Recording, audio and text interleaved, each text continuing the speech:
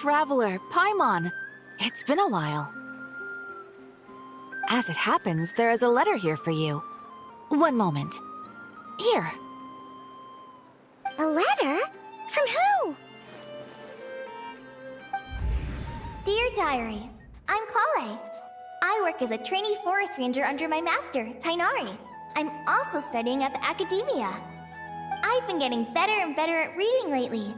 Mr. Al-Haytham says that the written word is a crucial medium for exploring the world and understanding oneself. That's why I decided to start this diary. That said, what should I write about? Things are pretty quiet in Sumeria these days. Life is good. Every day is a fulfilling and happy one. When I think back to the days when I suffered from Elazar, or way back to when I was injected with God remains, I am in a much better place now. I hope it stays that way forever. I'll leave it there for now. Master said he'll take me shopping in Sumeru City today, which is great, because I've been meaning to visit the toy seller at the Grand Bazaar for a while now. Kale, time to go. Yes, Master! Huh?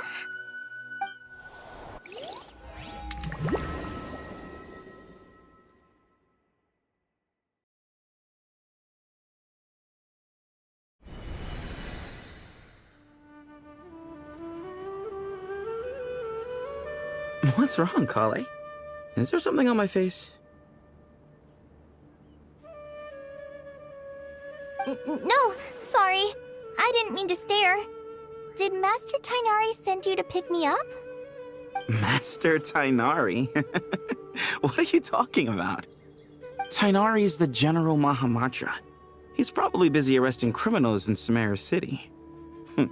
I mean, if that's what floats your boat, I can introduce you, but... Wait, Master Tainari is the General Mahamatra? But what about Mr. Sino? Sorry?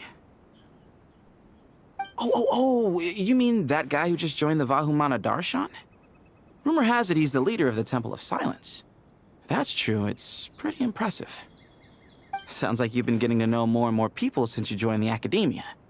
That's great, but don't let your forest ranger duties fall by the wayside, okay? What's going on? Sethos is acting like he's my master, and Master Tainari has taken over Mr. Sino's job. Is this some kind of prank? If so, it's a weird choice of prank. But anyway, Sethos doesn't look like he's joking. What is this all about? Hey, you're zoning out again. I'm gonna buy some tools for the rangers. Why don't you stretch your legs a bit? It's been a while since you last visited the city, right?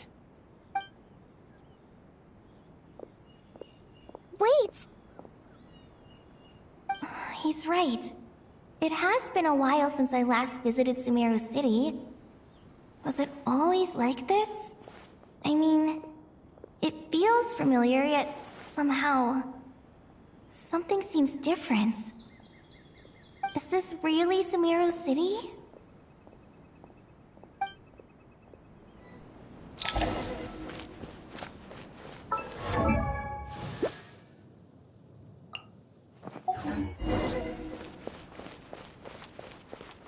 Hey, did you see who just walked by? I think she's that famous merc. Would you like a shirt? How will I ever save enough money Courage to to buy maintain that? a peaceful life, too. I heard that sage disappears without a trace. Lord Kabe Bay, did you get a chance to review this month's accounts? Any feedback? You mean the version you sent over a few days ago? Yeah, I took a look when I received it. I was thinking that maybe our profit margin is a little excessive. I visited some of our commercial partners last month. Their earnings are very slim. Are you suggesting that we give up some of our profits for them? Well, since we have more than we need, yes. Making money for its own sake is pointless. Don't worry, I've already planned for it, and the numbers look fine. We can adjust the rates starting from next month. Also, about that designer you hired, I've had to revise his proposal 3 times now, but he just doesn't seem to... Let's cut our losses. Pay him his fee and send him on his way. I'd like you to get Layla on this instead. She was Cyrus's student, and she designed the Palace of Alcazarzare. Seems like a much safer choice. Who's sneaking around over there?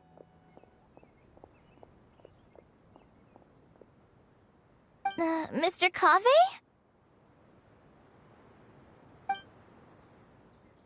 Do you recognize this person, sir?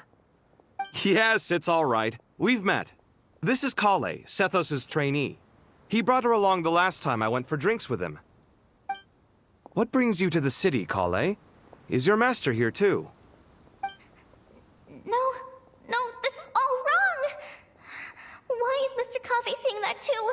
Tainari is my master, not Sethos. This can't be real. I have to ask someone else. There's gotta be someone else out there who still remembers the truth. Hey, wait! Don't run off! How strange. What's gotten into her today? It's like everyone switched places. I guess I'll keep looking around.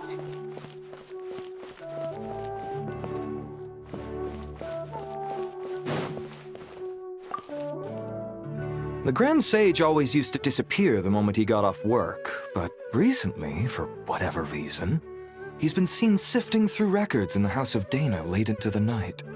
We asked him if there was anything unusual going on, but he answered us with a question of his own.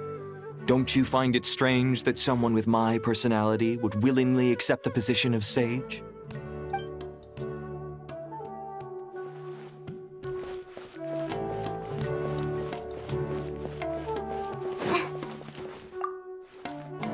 Hey, bud, can I ask you a favor? Is that alright if I borrow your thesis? Don't worry, I'm not gonna copy your work. I just need it as a reference. I guess that's okay. But if our theses end up sounding too similar, it's gonna be easy for them to spot. Yeah, trust me, plagiarism's the last thing on my mind. The only reason I ask is it's been really hard to get my hands on any reference material lately. Why don't you go ask the Grand Conservator? Candace should be able to find you what you need. She's super friendly. I'm sure she'll be happy to help. Really? I always assumed she'd be tough to negotiate with. Fair enough. I'll try my luck at the House of Dana later then.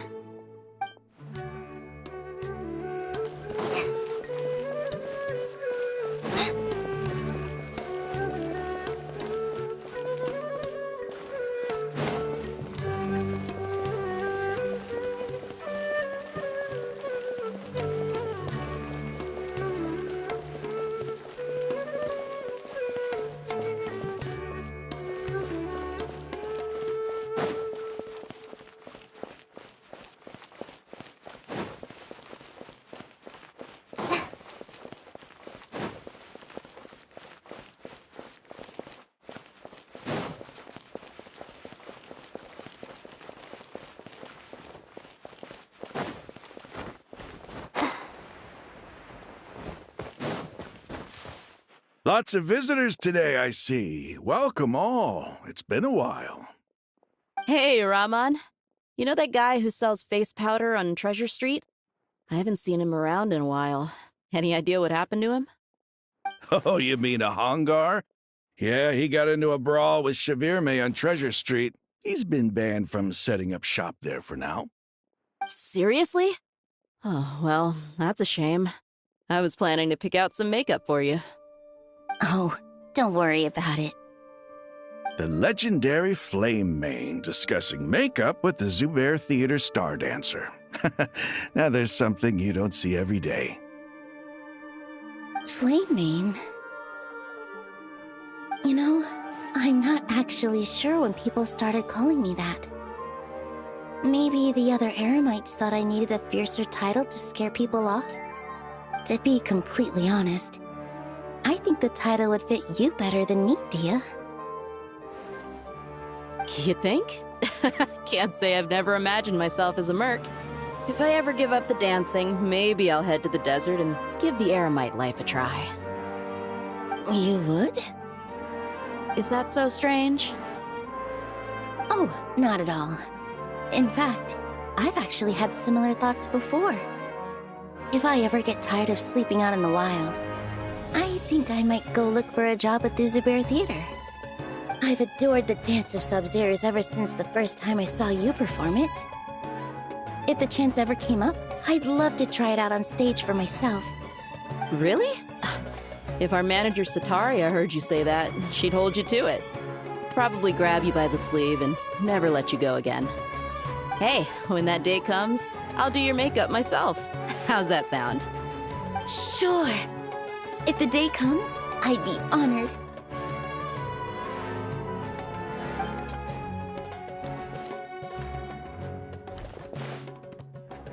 Everyone I know, everything I've ever known. Suddenly it's all a jumbled mess. The question is, who's right? Them or me? My head feels so heavy. I can't think straight. Hi, Mr. Sino. What are you thinking about? There's a chapter in King of Invocations where the spirit of someone who died long ago possesses a living man's body. To the outside world, it looks like he's developed a whole new personality. I was just thinking how terrifying that would be for his friends. Imagine waking up one day to find that a friend of yours has suddenly become a different person. Huh? So what got you thinking about that? I don't know, but something feels off. Everything looks fine on the surface, but can human perception really be trusted?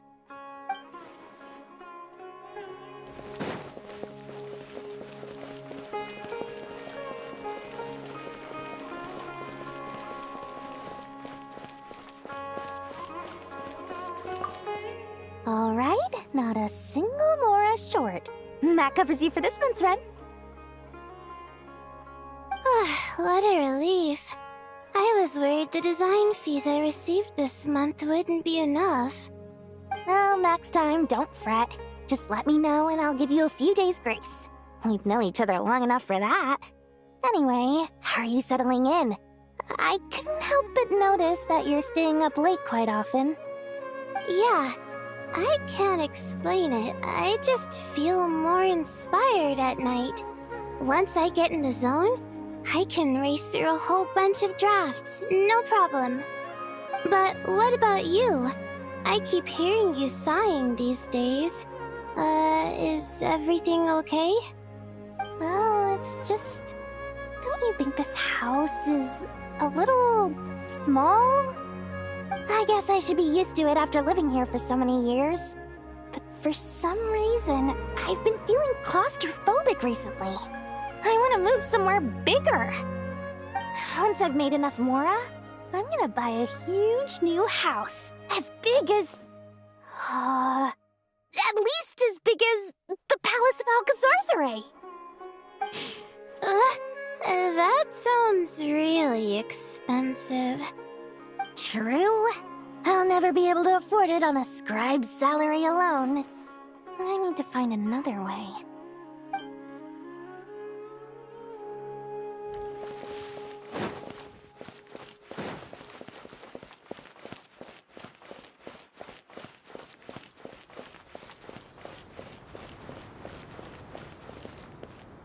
Mahamatra Tainari, we've apprehended the suspect.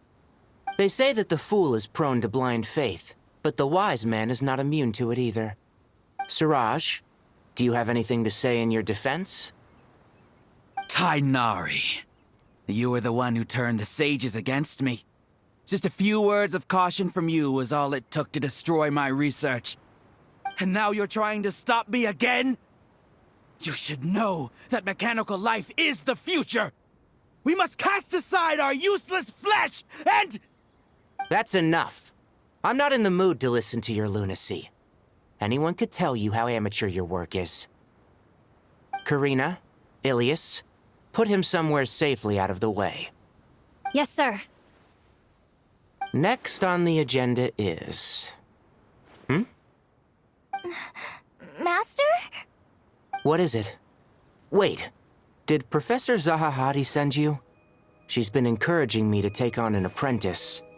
Might be getting a bit ahead of herself there, though. No, Master! It's me! Call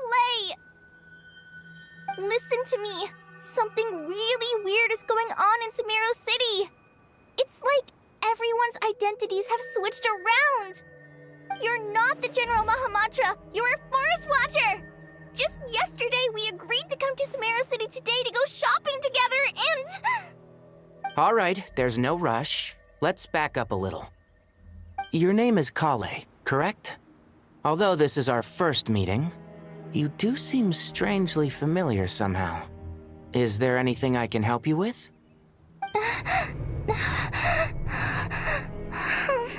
No.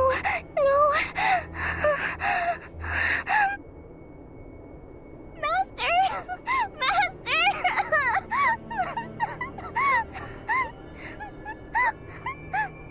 What is it?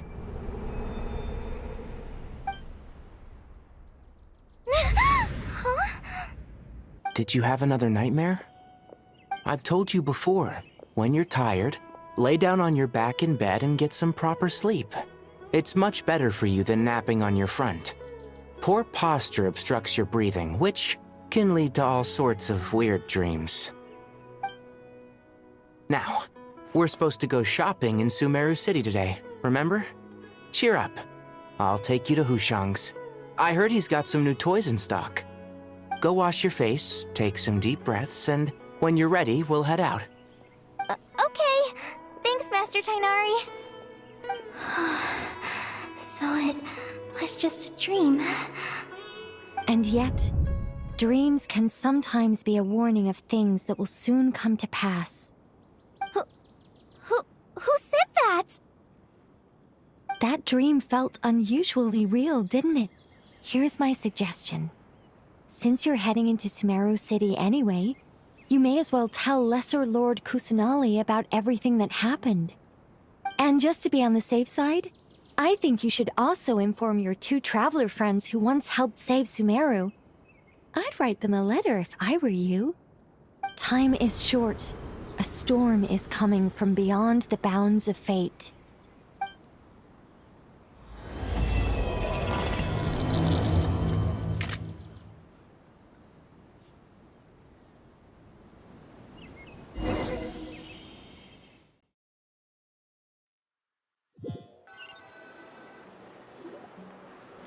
What a strange situation. No wonder Kali was in such a rush to write us a letter. Imagine waking up one day to find that everything around you has changed. You might not even recognize Paimon anymore. Oh, that's a scary thought. Let's get to Sumeru and find out what the heck is going on.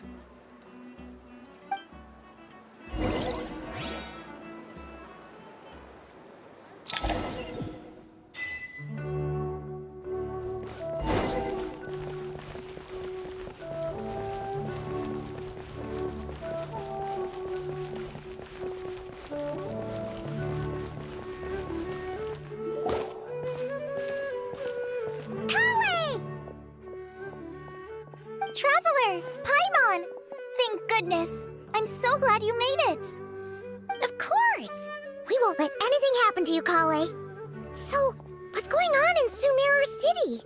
Looks like lots of people are moving or something. Yeah, I was just gonna say. After I wrote my letter, Master and I went to Sumeru City and told the Dendro Archon everything that I experienced, from start to finish. She was silent at first. It seemed like she was deep in thought. Then the next day, we got told that she was ordering everyone to leave Sumeru City immediately and move to Caravan Rebot. The entire population of the city has to move? Not just Sumeru City. The evacuation also includes Lokapala Jungle, Avidia Forest, Ashavan Realm, and Ardravi Valley. Basically, everyone living in the rainforest must temporarily relocate to Caravan Rebot. Holy smokes! It's crazy! Yes, it's quite an operation. Even if people only bring the bare essentials, the scale is simply enormous. They've requisitioned almost all the Sumpter Beasts in Sumeru for the task, including the entirety of Dori's Sumpter Beast Park. The Dendro Archon said that what Kale experienced was not a dream, but a warning. After our meeting, She immediately summoned the 6 sages to analyze the situation and discuss countermeasures. They concluded that the events seen in the dream are very likely to become a reality, and that an unknown danger is rapidly approaching. Oh, please keep that to yourself. We don't want to cause widespread panic. The official reason they've given is a large-scale renovation of the rainforest ecosystem. People are skeptical, but there haven't been any major incidents. So far, at least. The Dendro Archon seemed really worried when we spoke to her. She said you can go visit her in the Sanctuary of Surasthana when you arrive. She also said she'd hold out until the very end. Tighnari? Kale? You got a minute? I need a hand here. One moment, I'll be right there. As a forest watcher, I've been tasked with assisting with the relocation work. There's a lot to be done, and they need all the help they can get. This will be the final group of evacuees from Sumeru City. While they're away from home, they'll be heavily reliant on outside help. Thank you for coming in our time of need. As you can see, another crisis is upon us. Excuse me, sorry to trouble you, but could you help an old man find his medicine? It's buried somewhere in my luggage. Where's my mom? Where did she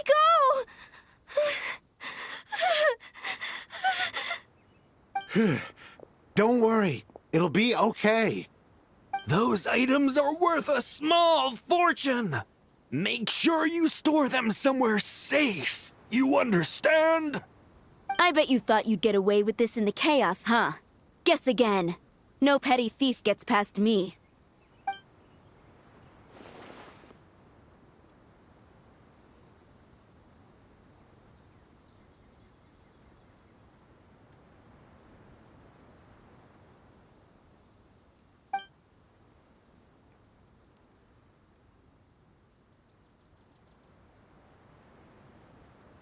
We should go help the evacuees.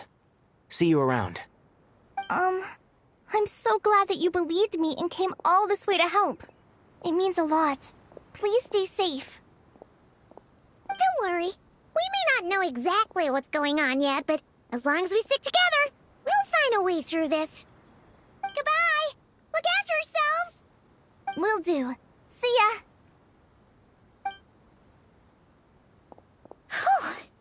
Paimon's not sure how she found the words to comfort Kale because, honestly, she's kind of nervous herself. Let's head to the Sanctuary of Surasthana and see Nahida.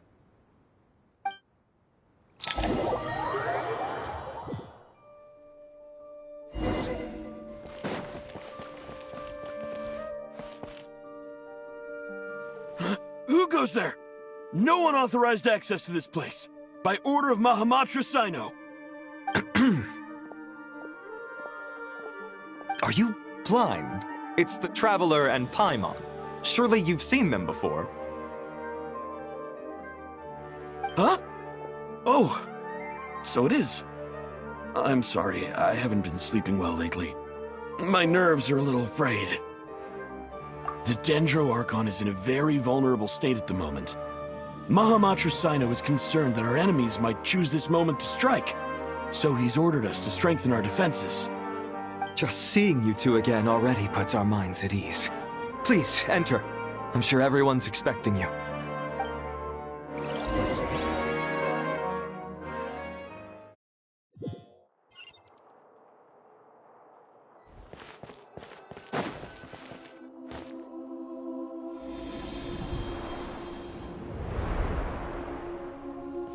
Traveler, Paimon, you made it.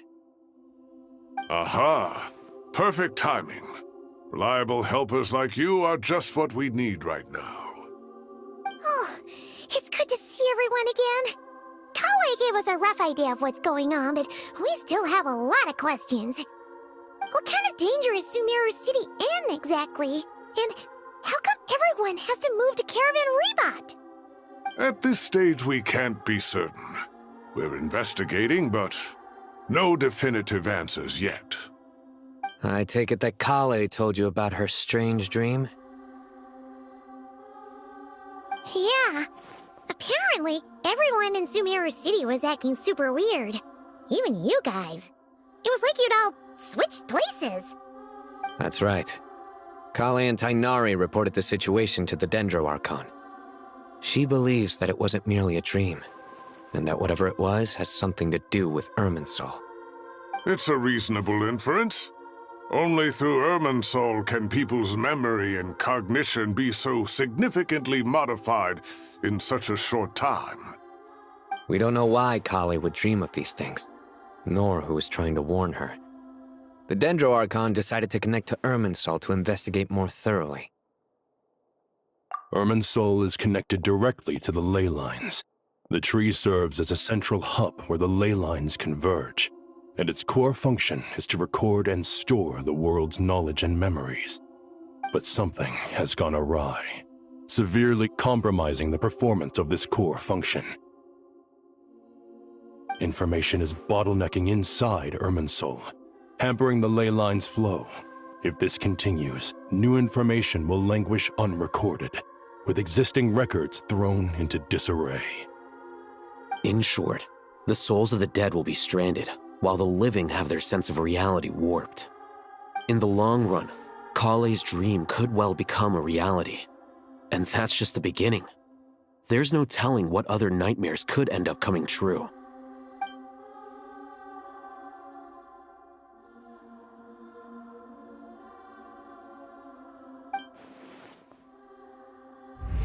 I have come this far, to use my death to open the gates of the ley lines to my people.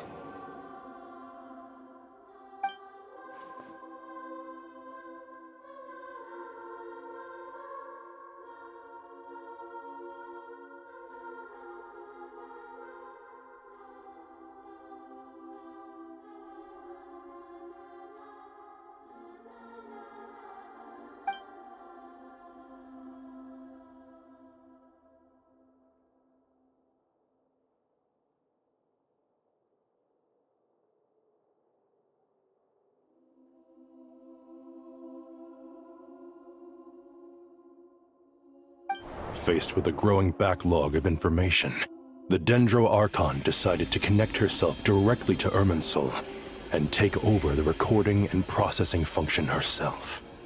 But it is an almost impossible task. Individual brains aren't equipped to deal with the sheer volume of knowledge and memories involved.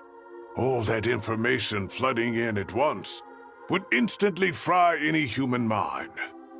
And for a god, even for a god, the suffering must be unimaginable. The Dendro Archon's power originates from Irminsul. Any issue with the tree itself takes a toll on her to begin with. On top of that, she's subjecting herself to the grueling task of processing all that data. It must be torture for her. And despite all of this, she is somehow finding the strength to investigate the Irminsul situation from within and send us her findings. I finished analyzing the latest data. Looks like our working theory was wrong. There's no signs of Irminsul having been attacked from the outside. So it's internal then? Some sort of disease, perhaps? No. I've spent half my life studying the ley lines. If Irminsul malfunctioned this easily, the world would have met its end long ago.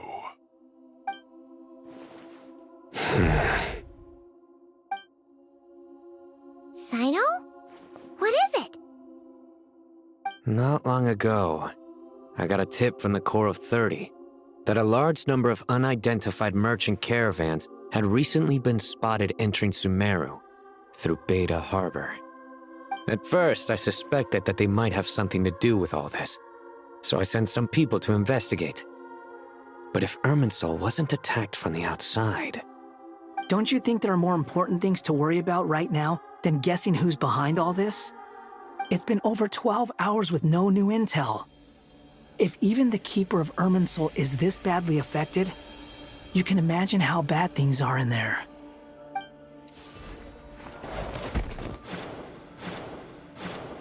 Dendro Archon.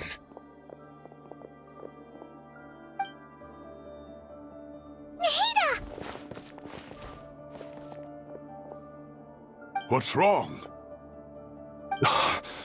Her breathing is weak, and her elemental energy levels are dangerously low. Looks like it's time to move to the backup plan. What's the backup plan? Get out of the city and take the Dendroarchon with us. The entrance to Irminsul is directly beneath the sanctuary of Surasthana. That means this is ground zero if anything goes wrong. The Dendroarchon has a very strong connection to Irminsul. But theoretically, this connection should grow weaker with distance. Under normal circumstances, she can unleash her full power here. But with Irminsul out of control, our first priority is to get her away from here. The situation is critical. There's no time to deliberate. Everyone in agreement? I'll deal with it.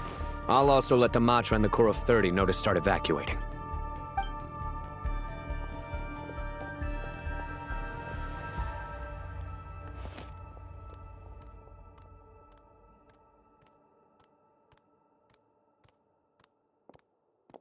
Let's go. No sense grieving when there's nothing more we can do. Agreed. We'll be back as soon as this is over.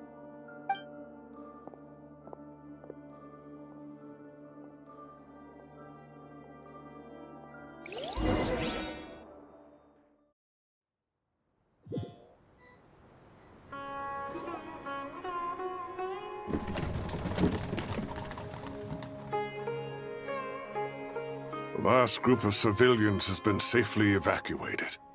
Dendroarchon's carriage will travel with them. Cyno and Hat Guy will protect the convoy. With the Dendroarchon in a coma, we've lost our means of investigating the situation. And with Irminsul still deteriorating, we have no choice but to evacuate Sumeru City. Feels as though we're being pushed along by an invisible hand. Stop moaning, Cyrus. We're the teachers here. We should be showing a little more confidence, don't you think? A wise judgment. Let's move out to Caravan Rebot.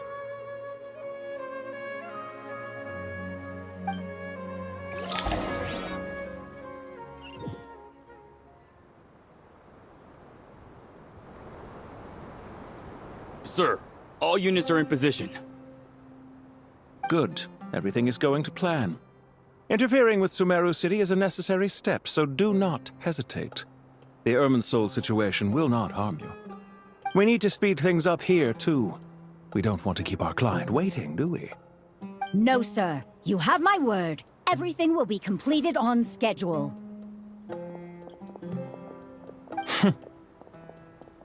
They say that fervent ambition attracts the favor of the gods, and with it, a vision.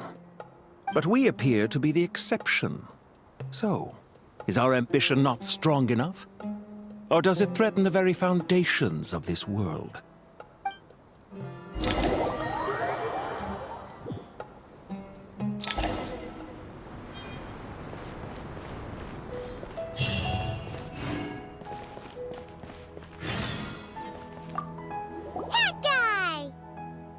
What? Nothing. You just looked like you were lost in thought there. Do you have any ideas about what's going on? From what I know about Irminsul, the system doesn't break down that easily. I don't have the faintest idea who could have done this. Actually, one name did cross my mind. But, he's already dead.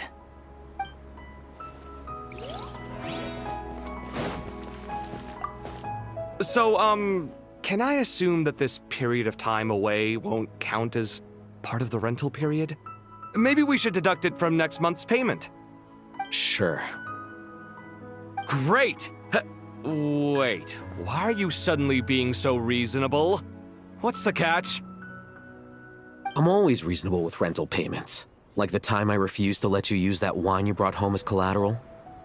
That was a perfectly fair request, and you know it! Everyone runs low on funds now and then, don't they? And that bottle of wine wasn't cheap. You ought to be thanking me. Anyway, Sumeru City should be empty by now, right? With no one at home, I've been worried about security.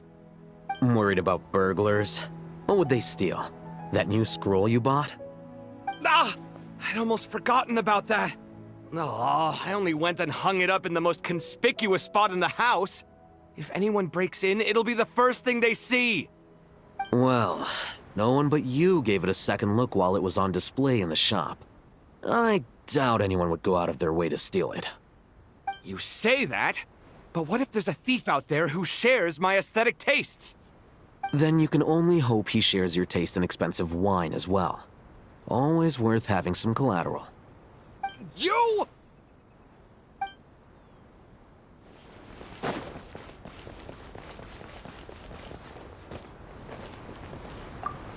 Keep your eyes peeled. It's down to us to maintain order at this time. This is a direct command from the Mahamata. Everyone stay vigilant. We cannot allow bad actors to take advantage of the chaos.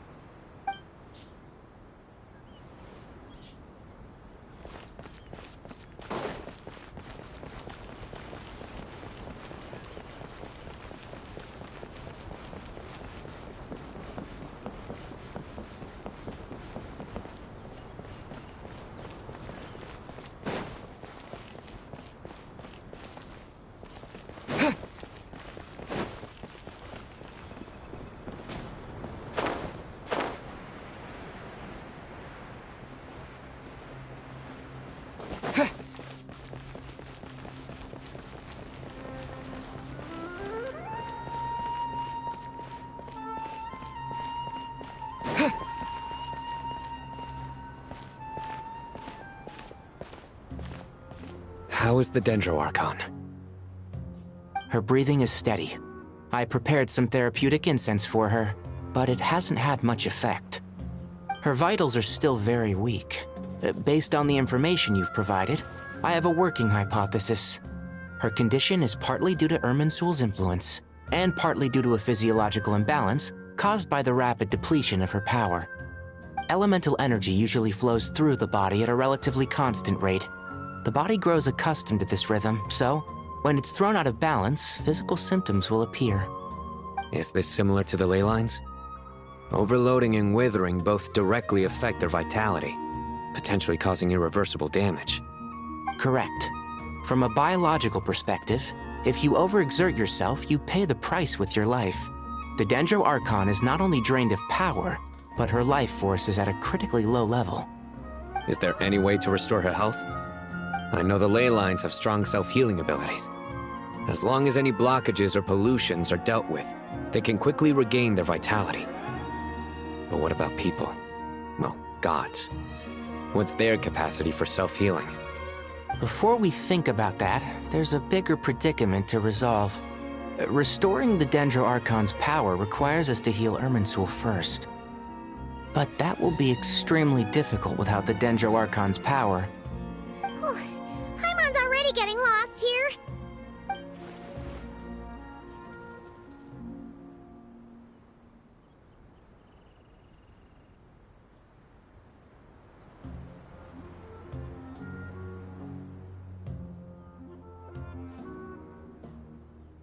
Master Tighnari and Sino look so serious. I've not heard Master speak in this tone for a long time. Tighnari.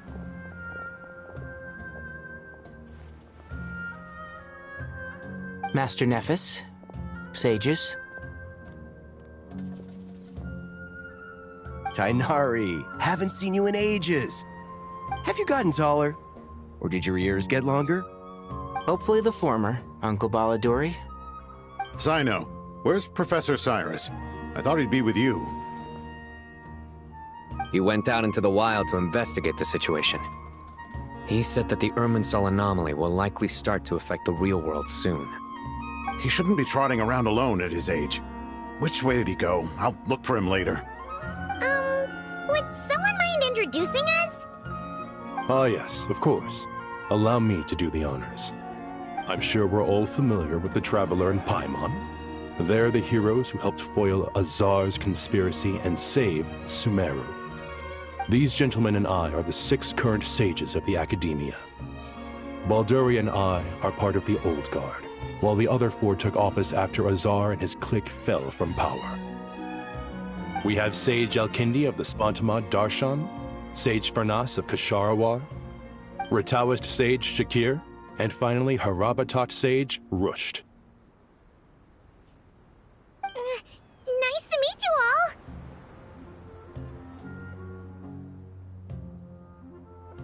all! I've heard much about you.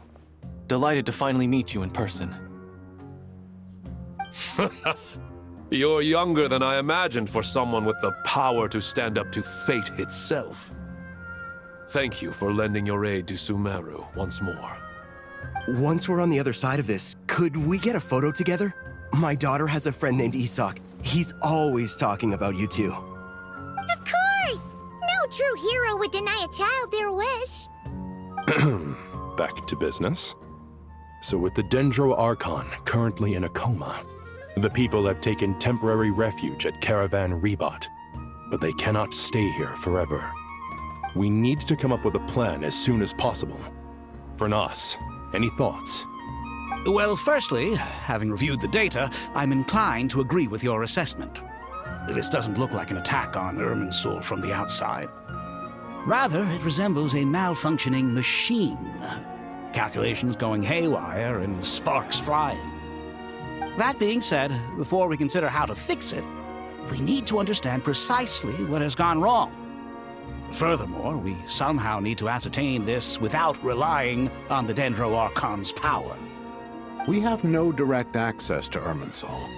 However, we might be able to gather the information we need from the ley lines. Study the branches to learn about the trunk, in other words. Wait, is that what Cyrus is up to? No wonder he ran off to research in the wild. Curse, always one step ahead of me, isn't he? I heard that while in the sanctuary of Surasthana, the Dendro Archon had to serve as the central information hub herself. This is a clear sign the situation within Irminsul might be far worse than we can imagine. Irminsul is vital not just to the safety of Sumeru, but to all of Teyvat. We must be the ones to bear responsibility for this world. To be on the safe side, I think we need to consider some backup plans. Are you saying we should consider a scenario in which Irminsul is completely destroyed? I'm merely pointing out that the possibility exists. You have a valid point. But until worst comes to worst, I believe we should focus our efforts on resolving the Irminsul anomaly and helping it recover. Kale, I understand that you were the first to foresee this crisis. If it's all right, I'd like to talk with you about it in more detail. Of course! But even I don't know how I came to have that dream. If there are no signs of external damage, could it be a stress fracture? Metals tend to suffer from this issue with long-term use, and Irminsul has existed for centuries, after all. It's possible, but surely a stress fracture would be more likely to cause a complete shutdown rather than chaos. Sages, General Mahamatra, sorry to interrupt, but something has come up. What happened? Some citizens didn't believe that Sumeru City was really in any danger. They slipped away and hid during the relocation, intending to return home. How many people are we talking? About a dozen. Sakura found them while on patrol, but they appeared to be suffering from psychosis. For whatever reason, they were trying to kill each other. By the time we arrived, there were only 2 survivors. One was unconscious from their injuries. The other tried to attack us, but was subdued. Where did this happen? Near Yasna Monument. That's not far from Caravan Rebot. Master. I know. The Irminsul anomaly is beginning to have effects in the world. I didn't expect it to spread to Yasna Monument so soon. It almost feels like we're being chased relentlessly, with no time to catch our breath. Sir Cyrus said the same thing. He sent me back to report in, while he continues investigating. I'll go join him. Count me in too. Don't let my age fool you, I can still fend for myself. Very well. Meanwhile, the rest of us will continue discussing our next steps. Get back soon. take care of yourselves. It's getting dangerous out there.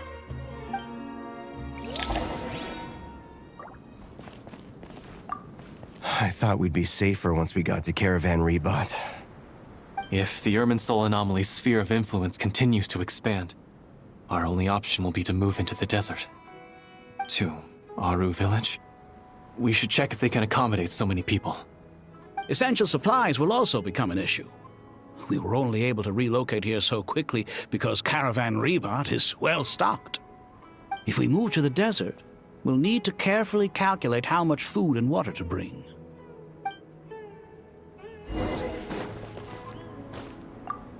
Don't be nervous, Kale. I just wanted to ask, have you ever had similar dreams to this one before? Similar how? Dreams so vivid, they seem real. Filled with strange or dangerous things that you cannot explain. Let me think.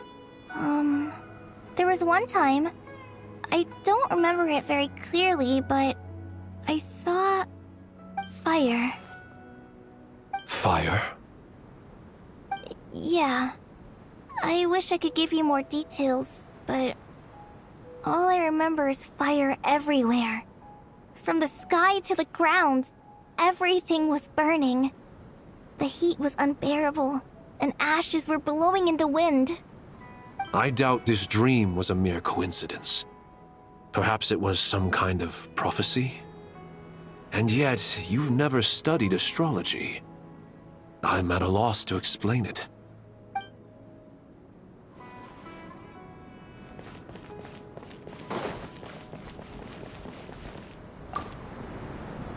Thank you for everything, Tainari. Don't worry about me. I'm fine. But if you don't mind me saying so, Master, you're looking a little nervous yourself. I only just got appointed as Grand Sage, and now this happens. It's quite overwhelming.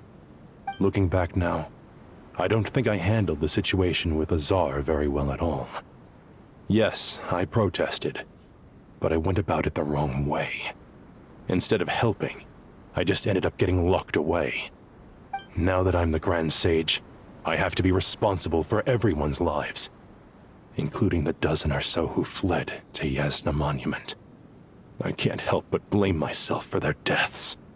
It's only natural that you want to do the best job you can, but Master, we both know perfection is impossible. You're right.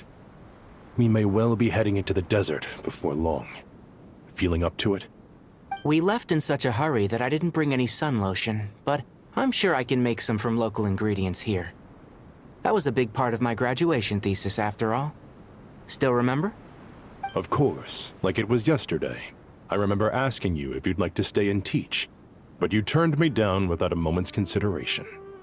Anyone else would fight tooth and nail for the chance to research by my side, but you couldn't get out the door fast enough. Weren't you afraid I'd hold up your thesis and stop you from graduating? If you'd pulled a move like that, I would have reported you to the Matra right away. You wouldn't give me a second chance? What about the bond between mentor and student? No, Master. I would not sit by and watch you go astray. Very good. Then I taught you well.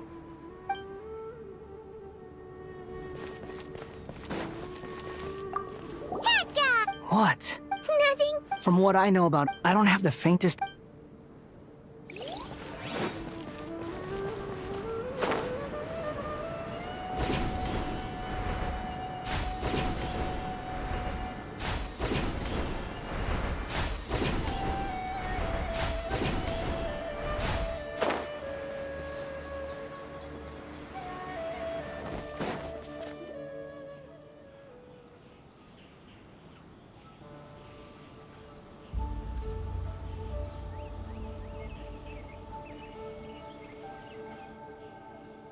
Please, don't go any further. As you get closer to Sumeru City, there's no knowing what dangers you might encounter. So this is our mentally disturbed man? I'm going to gut you all!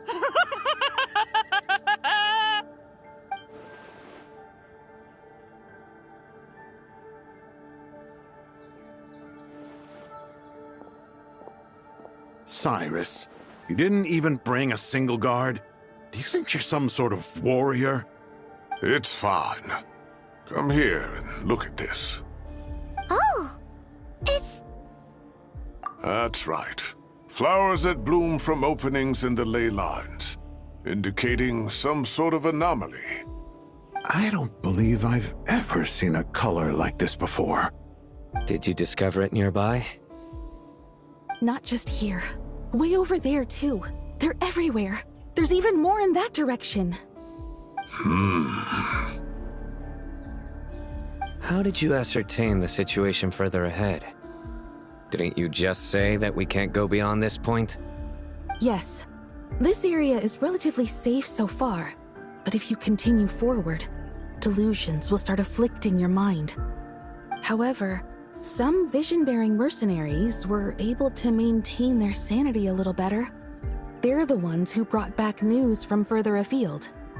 Sino, do you remember the class I taught on dissecting ley line blossoms?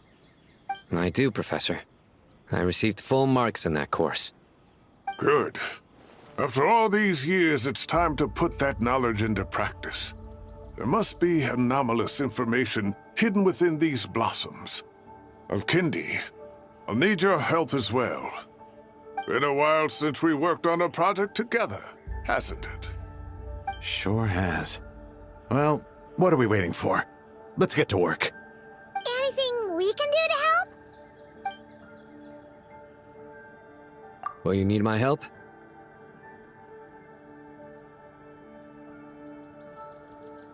All right, well, don't go too far. There's too many unknowns at this stage. Let's regroup at Caravan Rebot later. Don't worry if you don't show up. I'll come and find you.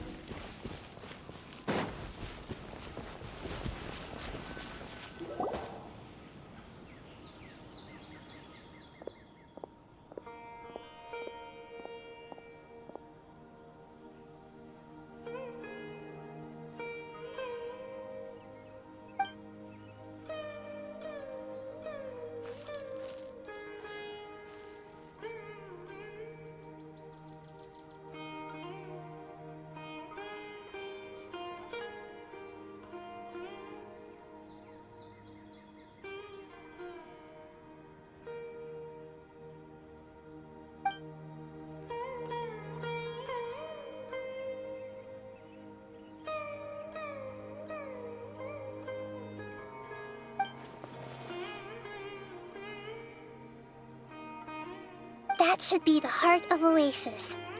All we need to do is light it with the fire seed, and it'll restore a pep with elemental power. The damage it suffered internally will also slowly begin to heal.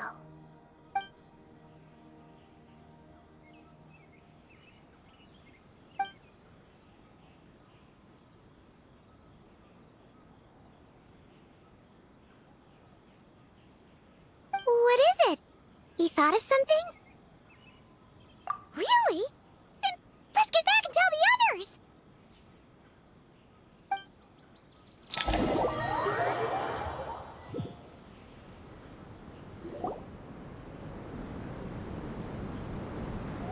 Whew.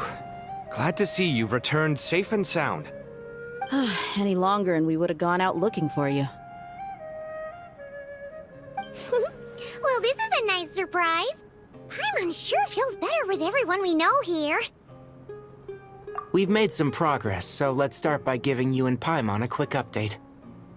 By dissecting the ley line's blossoms, we've been able to deduce that although Irminsul is experiencing an anomaly, it has not completely rejected access from the outside. The Dendro Archon has the power to connect to Irminsul, but there's also another way. I assume you recall the devices everyone was wearing when you first arrived in Sumeru? Devices? Oh, wait. You mean... The Akasha terminals? That's right. Of course! It's been so long, Paimon almost forgot all about the Akasha. Wasn't it shut down, though? Yes, But although the system isn't currently operational, the technological infrastructure is all still there. And it turns out that a certain someone gets so bored at work that he's actually read through every single one of the instruction manuals. No prizes for guessing who that was. If praising others is that embarrassing for you, you can simply spare yourself the ordeal. As much as it pains me to say anything nice about him, there's no denying his intelligence. He rarely forgets anything he's read. The Akasha is exactly what Sumeru needs at this moment. Between us, we should have all the knowledge and expertise we need to get it up and running again. But if I recall correctly, doesn't the Akasha need a gnosis to function? That's exactly right. The Akasha relies on the Gnosis as a power source, and in its absence, we'll need to find an alternative. To tackle this problem, it looks like we'll be relocating once again. Namely, to the Temple of Silence. Ring any bells? It's the only major institution in Sumeru dedicated to preserving the knowledge of King Deshret's civilization. You might find the answers you're looking for hiding there. I agree. There's a good chance. Master Nephis and the other sages have discussed it. As the chaos from Irminsul continues to spread, Caravan Rebot won't be a safe haven for much longer. We have to move into the desert next. The scholars and sages will head to the Temple of Silence, while the civilian population seeks refuge in Aru village. The Eremites will keep everyone safe during the journey, and Candace will be there to receive us at the village. This leaves us just one thing to worry about. That Dendro Archon. She's very weak. We can't afford to wait until Irminsul is fixed. There has to be another way to help her. Huh. Well, luckily, the Traveler had a eureka moment while we were out investigating. Really? Wow, nice one, Traveler. Let's hear it. What say our Amorta experts? Theoretically, it's feasible. From what you're saying, although elemental life and elemental energy have their differences, the Dendro Archon has explicitly stated that she can imitate the power of the former. In which case, as long as Apep is willing, she should be able to convert her own power into a form that the Archon can use. It wouldn't be difficult for her at all. The only problem is convincing her to help. Yeah! Even though she wasn't exactly friendly the last time we met, she didn't refuse to talk with us. When she realizes the danger that Nihida is in, surely she won't turn a blind eye to it. Well, hopefully not. Either way, we're not exactly spoiled for choice here. Hey, it's better than having no options at all. I agree. Without Irminsul's aid, the legendary Dendro Dragon Apep may well be the only living thing in Sumeru who can help our Archon recover her power. There's no time to lose. I'll bring this proposal to Master right away. If he and the other sages agree, we'll split into 3 teams. The academics will go to the Temple of Silence to look for a solution to the Akasha problem. The Eremites will escort the civilians safely to Aru village, and the Traveler and Paimon will take the Dendro Archon to see Apep. There's still a long road ahead, and no knowing if we'll make it. But at least we have a direction now. I'll take it over floundering around in confusion. If there are no objections, then let's proceed. But before we adjourn, I would like to leave you all with some parting words. No matter the distance between us, there will always be an invisible force tying us together. May the bonds forged in the past shine bright like stars and open a new path before our feet. Huh. Is that from King of Invocations? No. This one's from King of Invocations, the sequel. What's the difference? The sequel's much cooler. Couldn't agree more. Well, it was very apropos. Once this is all over, I'll give everyone a copy of King of Invocations and the sequel to show my gratitude. Come on, let's get moving.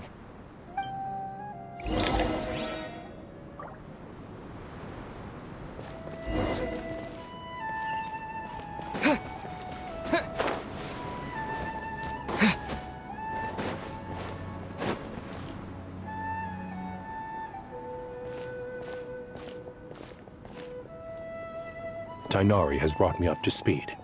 I approve of your plan of action. But we can't proceed with everything right away. The people need to rest.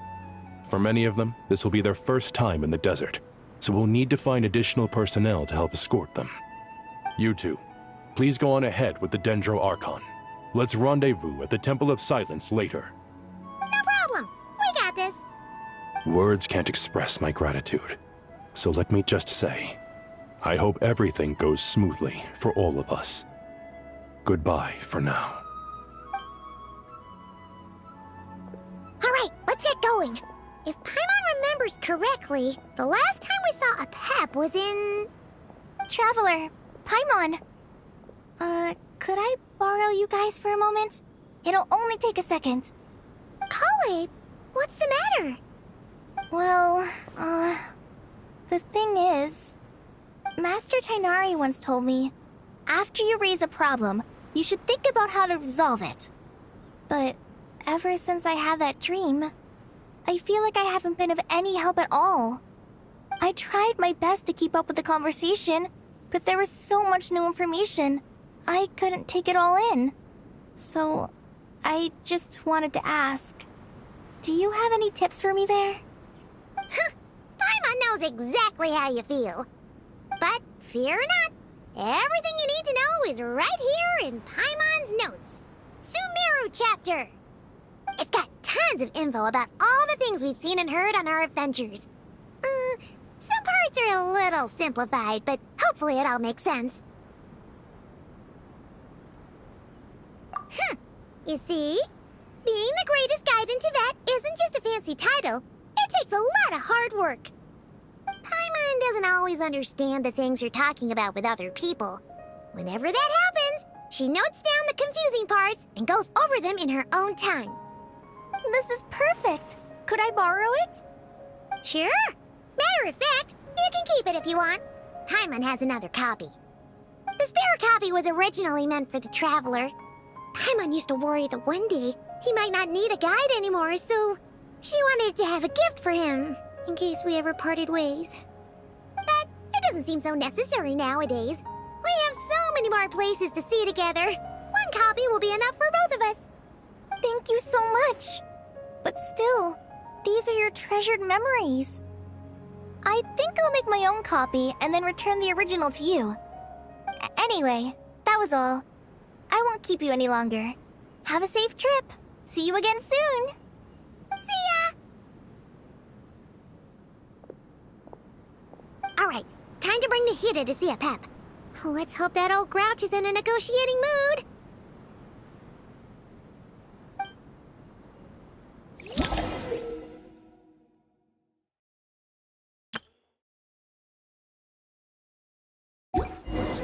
Hey, here's a thought. If we brought Nervalette along, do you think he could help us persuade a Pep to help? Actually, never mind. In a Pep size, Nervalette's probably one of those dragons who's grown too close to humankind. They might end up fighting for all we know.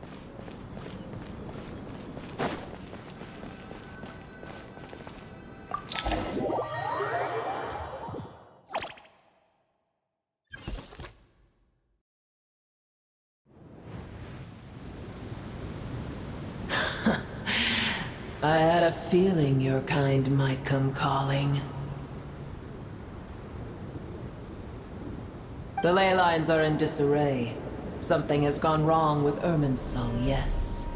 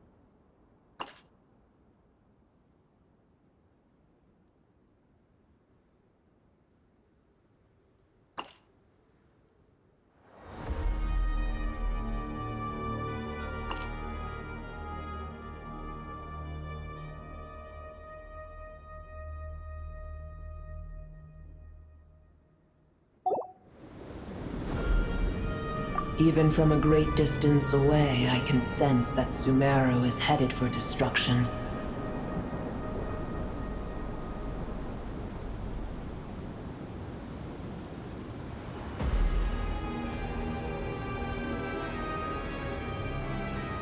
You who took our home from us, prepare to watch as your own world is plunged into oblivion.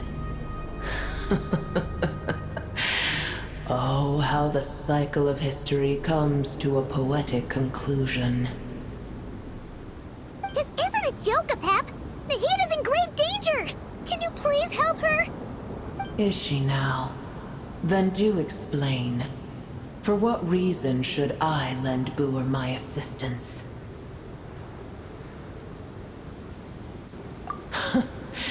The Age of the Dragons ended long ago, and the world that replaced it is under the dominion of the Heavenly Principles. In choosing not to side with your enemies when the Heavenly Principles' rules began to relax, I have been merciful enough. Do not forget that I have no love for this world you hold so dear. Be not mistaken. The fate of Sumeru is of no concern to me. I am neither the god of this land nor its guardian. I may have given my tacit agreement as your kind built homes here and multiplied for generation upon generation. But that does not mean that I bear any responsibility for Sumeru. Tiny Booer, puny humans. In my eyes, all of you are but intruders who followed in the wake of the Heavenly Principles. I am not obliged to be your savior.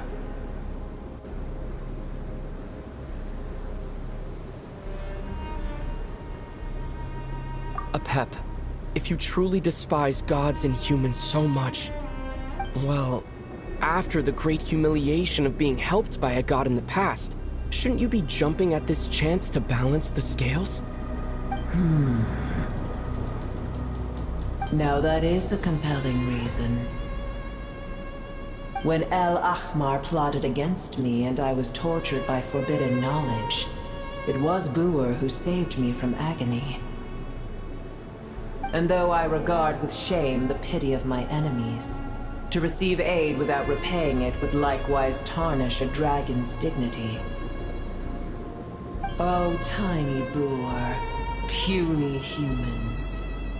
Just this once I shall deign to show you the true power of dragonkind. Whoa! It's happening again! We're gonna get sucked in!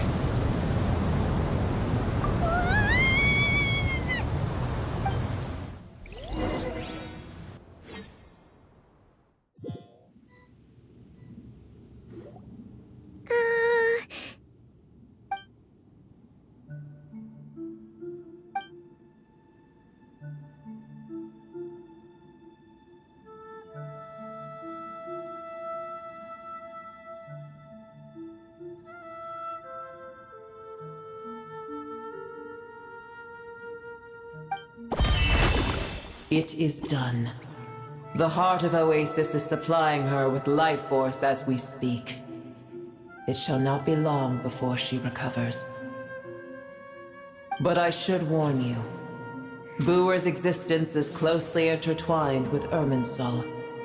Unless the issues plaguing it are resolved, she will never completely recover her former strength. Thank you. Spare me your words of gratitude.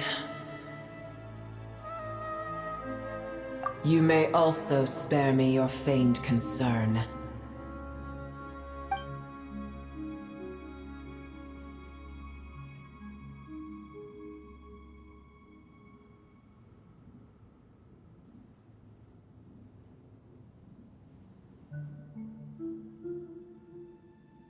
A dragon's sovereign's power is far greater than you can imagine. While I was indeed weakened when the heart of Oasis ran dry, providing Tiny Booer with a morsel of my life force shall have little consequence for me. Oh, good to hear.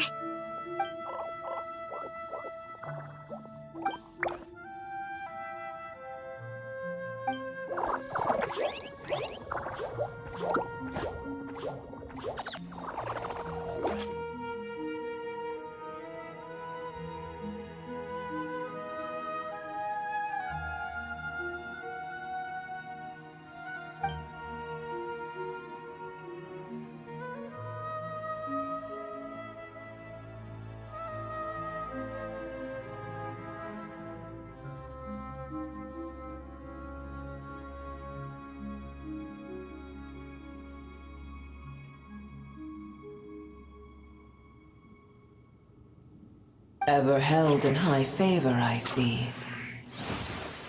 Oh, well, you know. The compliment was sincere. Simply accept it.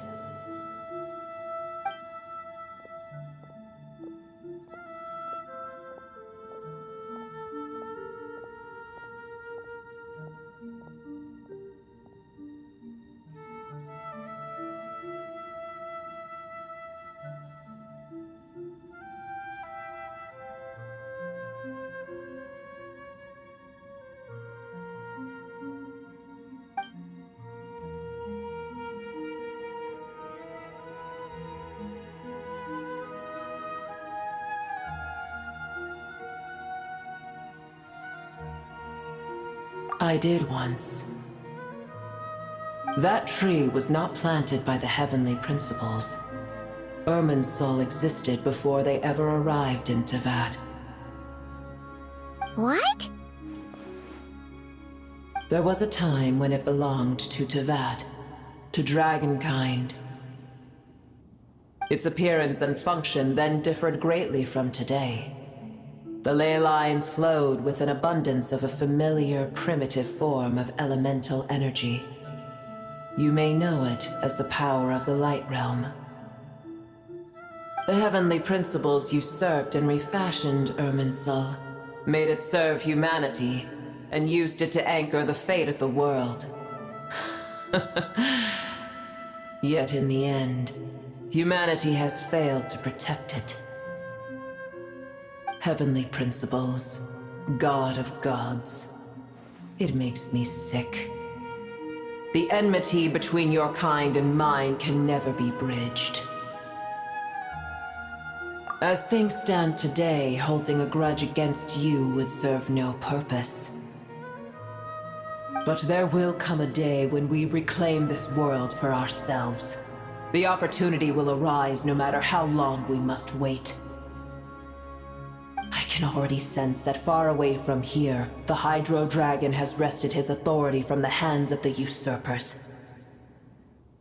Though we have yet to meet, I know that we are both preparing for our revenge day and night.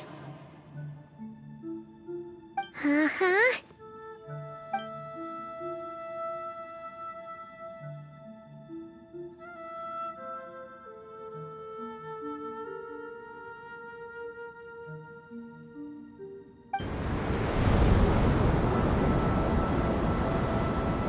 I hear a great disturbance out there. Huh? What is it? Sandstorms come. The Jinn. I see. Another calamity approaches. You both seem restless. Let us part ways here. Boer is safe with me. Once she has recovered, I shall return her to your side. Oh, thanks again. Take care, alright? I told you already I have no need of your feigned concern.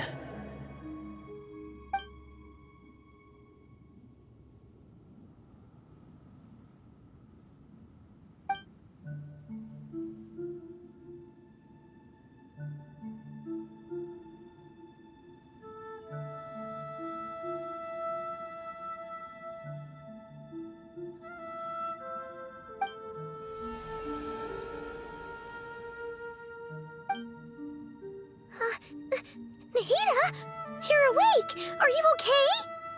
Cease your interrogation. Yes, she awoke for a brief moment, but she has now lost consciousness again. Take it. We shall talk more at another time.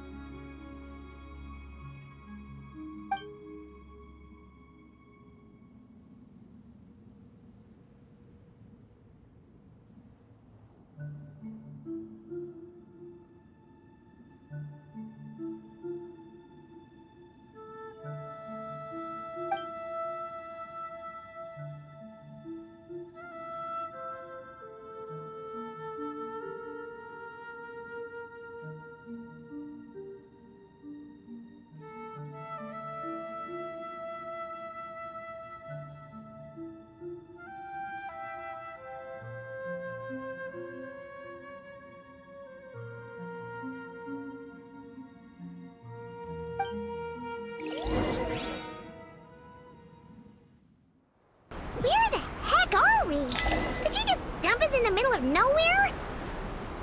Wait. No. Paimon remembers now. The Temple of Silence is over that way. Come on, let's go find the others.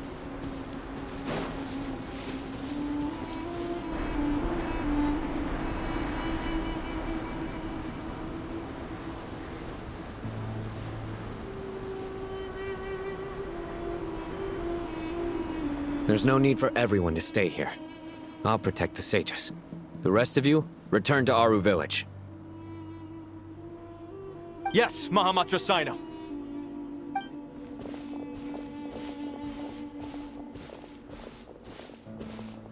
Sino! What's going on? You're back. How is the Dendro Archon?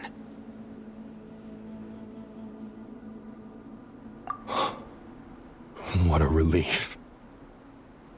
It's the Jinn. Countless Jinn have stirred up violent sandstorms across the desert, blocking our path to the Temple of Silence.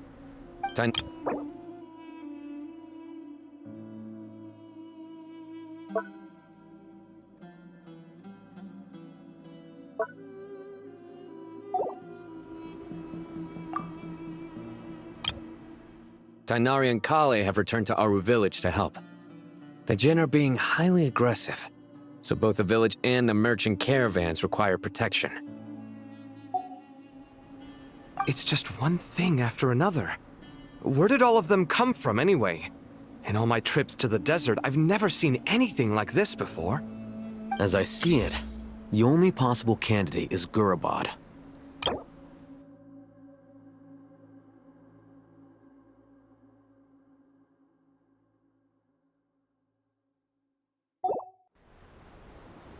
Gurabad?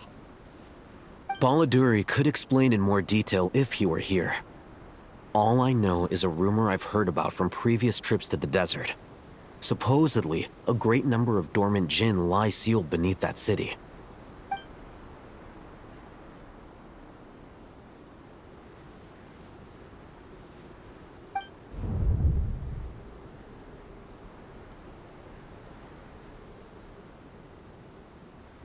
Gurabad is, for me, a fated land. I must therefore return back to this city, where my destiny awaits me still.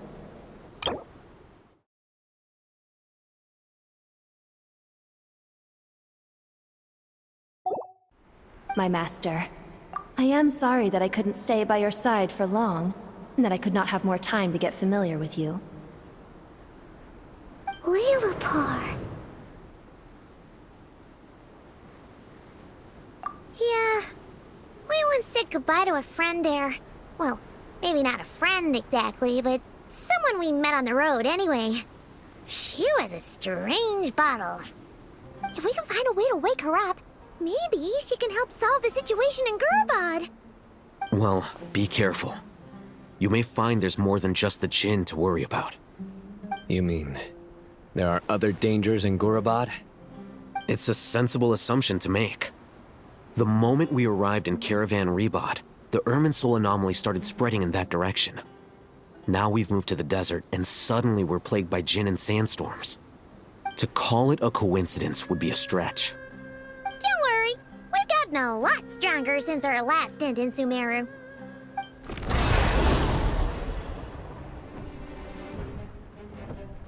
Ah! When did they show up? It appears the monsters native to the desert have been stirred by the Jinn's activity.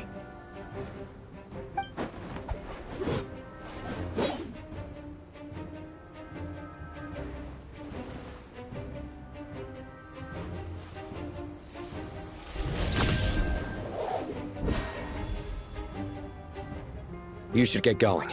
We'll take care of things here.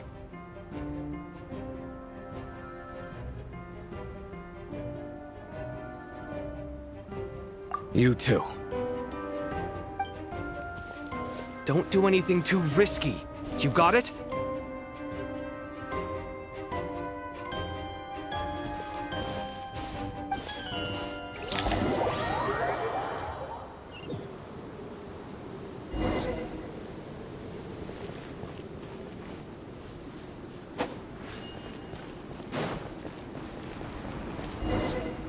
The Jinn are swarming out of Gurabad!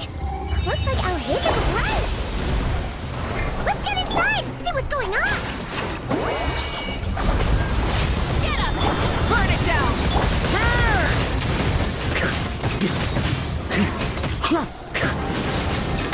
On me!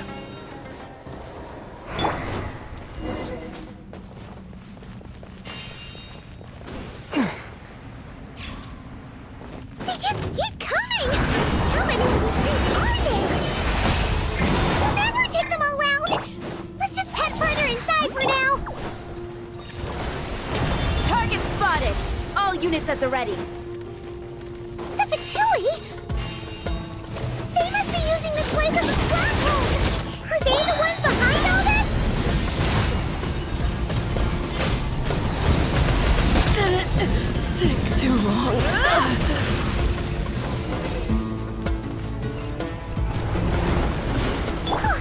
Fighting Jin with one hand and Fatui with the other? This is pure chaos!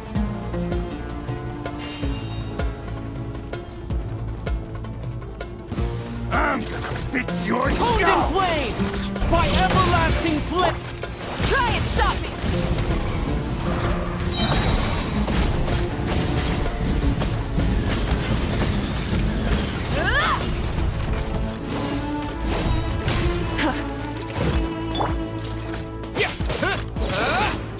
Light it up! Get to work!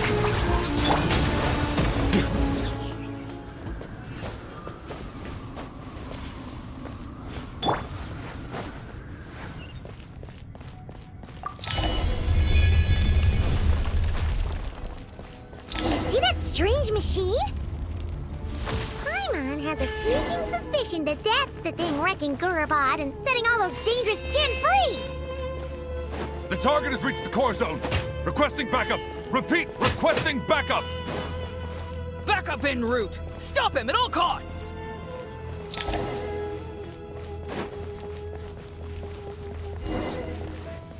Careful! Go back again!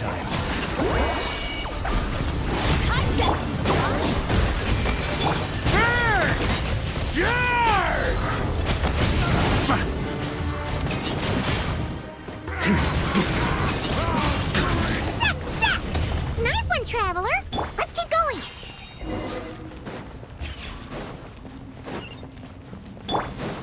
Fulfill our pact! Blazing light!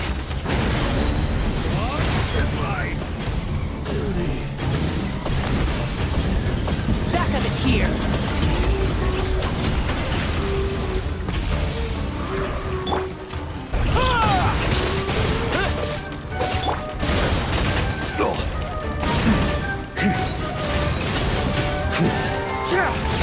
Maria sweeping in!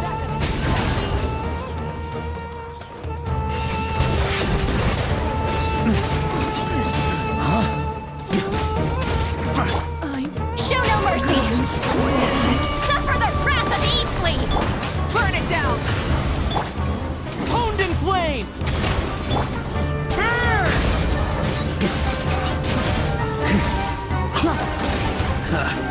Time to get...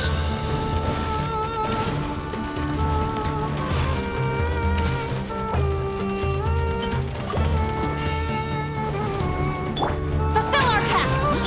Light it up!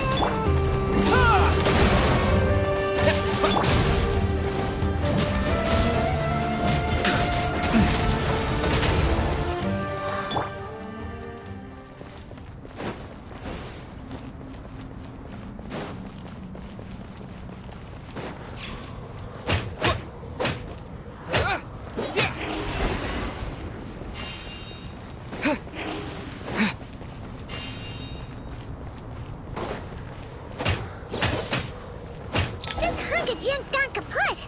Now we can finally... It seems my subordinates failed to stop you in your tracks. Apologies, sir. There is no need to apologize. You did well to hold your ground against such a powerful adversary for as long as you did. I must commend your courage and perseverance. So, you're in charge here, huh? First the problems with Irminsul, now this mess in Gurabad? Are you the ones responsible for all this? I'm afraid I cannot answer that. I assume you aren't naive enough to expect answers from an enemy. Oh, this guy is so snooty! However you want to spin it, you're clearly involved in this somehow. So you can either start talking, or we'll have to make you talk.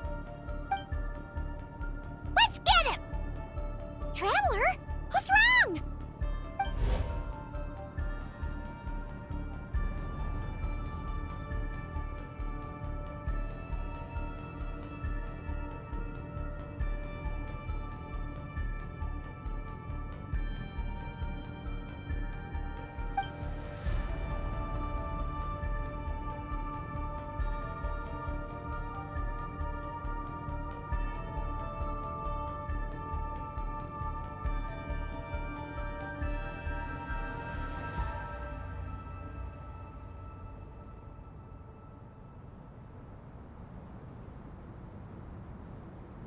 You're remarkably calm. Some would act more rashly upon finding the ringleader all alone. But you keep your cool. Even as your enemy, I must applaud you. Did you show yourself just to say that? Is this you trying to take back control of the conversation? Unfortunately, I really don't have anything to say to you. I am here merely to indulge my own curiosity. Your names are well known among the Fatui. Naturally, I wanted to observe you up close while I had the chance. Hey! Don't treat us like we're some kind of exotic animals in a zoo! Oh, I wouldn't dream of it. You seem rather predisposed to misunderstand me. I'm quite aware that you are both heroes of great renown. You have resolved crises in many nations and won countless allies along the way. I've been following your adventures with great admiration. My only regret is that the trajectory of your journey conflicts with our goals. What do you mean, admiration? Sorry, but that sounds pretty weird coming from you. I don't see why. We may happen to occupy opposing sides, but there is no cause for deep-seated enmity between us. To respect one's enemy is to respect oneself. Well, now that you're observing us up close, what do you see? I've observed as keenly as I can. Yet, while I endeavor to understand, your true strength remains a mystery to me. Violence is not my area of expertise either, so, you see, I would much rather converse with you like this than determine a victor with the edge of a blade. Besides, I've heard that even 3 moons in the sky fail to eclipse your brilliance. I know better than to bite off more than I can chew. 3 moons? So you have a connection with the Harbinger, the Doctor.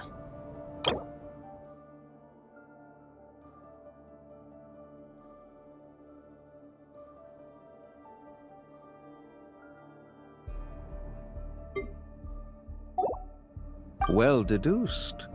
Our commander, Dottore, died in Nodcry, but there are things that do not end with his departure. We must... Look at me. I almost divulged more than I should have. What are you after? Revenge for Dottore? Or are you plotting something else? I've said quite enough, I believe. There's no point in continuing this conversation, except to say, I've noticed that you seem to know your way around here quite well. A repeated visitor to Gurabad, are we? Ugh. I'll take that as a yes. Then I'm sure you'll have heard the story of this place. The mother of the Jinn, Lilupar, and the tragic tale of her vengeance that spanned 3 generations. It was right here that Lilupar once helped the wise to ascend to the throne. But from that moment on, every king who sat upon it was corrupted by power. These degenerate rulers lost control over their nation, and with it, the right to occupy that exalted seat. What are you trying to say? I once admired you for your adventures. That is the earnest truth. But it appears to me that your journey serves ultimately to uphold the rules of this world. Are these rules truly just? Does the heavenly principles rule with wisdom or folly? And how can we be sure that the 7 who wield authority over the world will not be corrupted? Do you seriously think you're gonna convince us of anything? convince you? I'm sure my commander already tried that. Why would I waste my breath doing the same? If a few words from a stranger were enough to make someone completely change their stance, it would only prove that they never had a firm will to begin with. I am merely stating my position, so that we might understand each other better. One's enemy in the present may not necessarily be an enemy for life. As for what game I'm playing here, I'm simply buying some time. But now I must bid you farewell. It was a wise decision not to attack me immediately. Since you did not fall for my ambush, I will now have to ask those in hiding to reveal themselves. Leave this to us, sir. Very well. I trust you to do what is necessary. Stall him while I execute the next step of the plan. Sumeru City, Irminsul. Hey! Stop right there! Don't you dare leave without explaining yourself! All units, stop them! Protect the commander! Did you hear that? He mentioned Sumeru City and Irminsul! He definitely knows something! We can't let him get away! Get rid of these pesky soldiers, quick! Rear guard to the front! Don't let them through!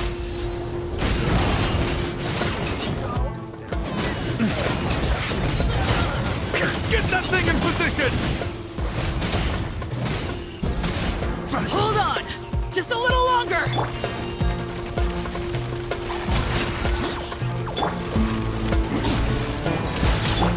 You two!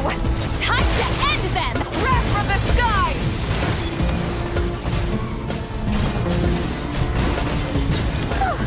We finally beat them! That mysterious guy can't have gotten far! Let's catch up with him!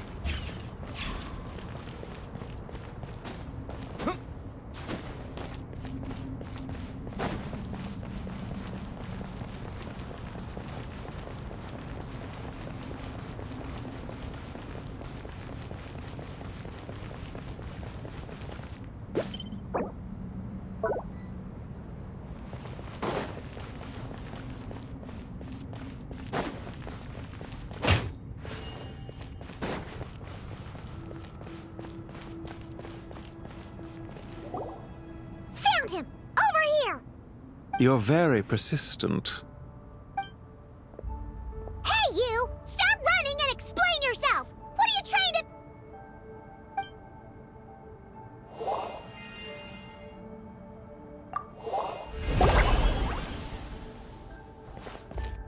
What's this? Relax. A small trap like this won't be enough to hold you. The sandstorms from Gurabad will die down soon enough, but this small window of time was all we needed to launch the next phase of our plan.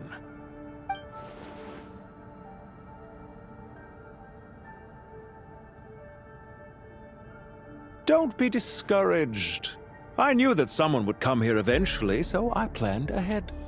Where to chat with you, which door to exit from, even which mechanism to wait by for you.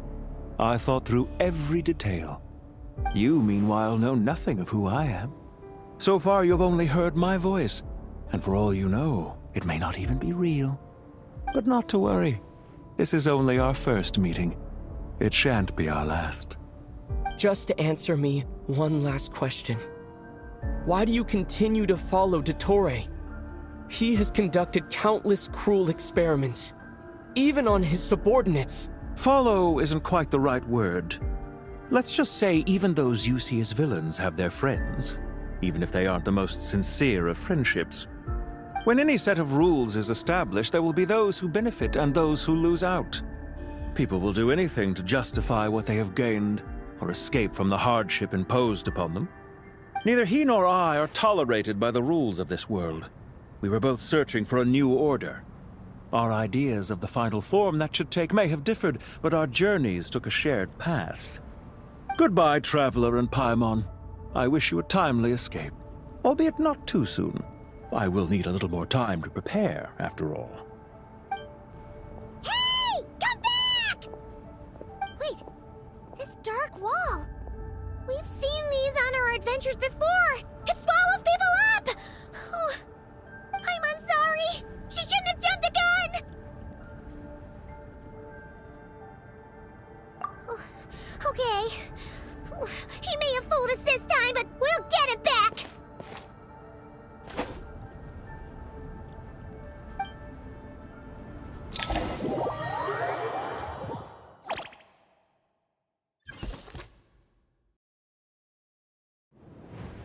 Sino and his team are guarding the north. We'll take this side. There's so many Jin! We can't let them get into Aru Village! Don't fret. I am well prepared for this situation. Huh. So you have a solution? Perhaps you're unaware that I have a trusty genie partner of my own, Plumpy. If I send her to negotiate with the others, this whole thing will be resolved before you can say Mora. Off you go, Plumpy!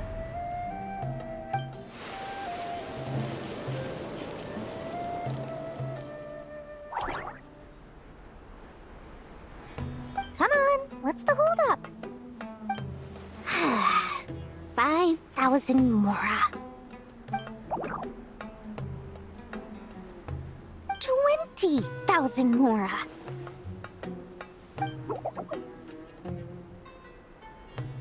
100,000 Mora. Final offer.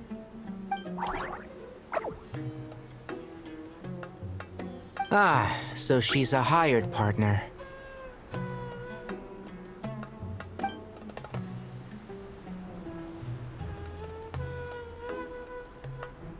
Hired partners are reliable too. Plumpy here is a highly skilled negotiator. You'll see. Just a few words from her and...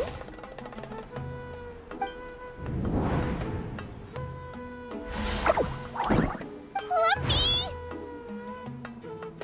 Don't you Jin have any respect for the rules? This was supposed to be a negotiation! How dare you treat my messenger like this? You wanna play rough? Two can play at that game!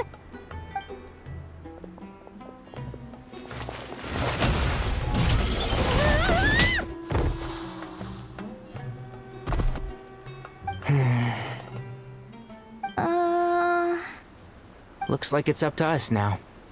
Be careful, Kale. Yes, Master.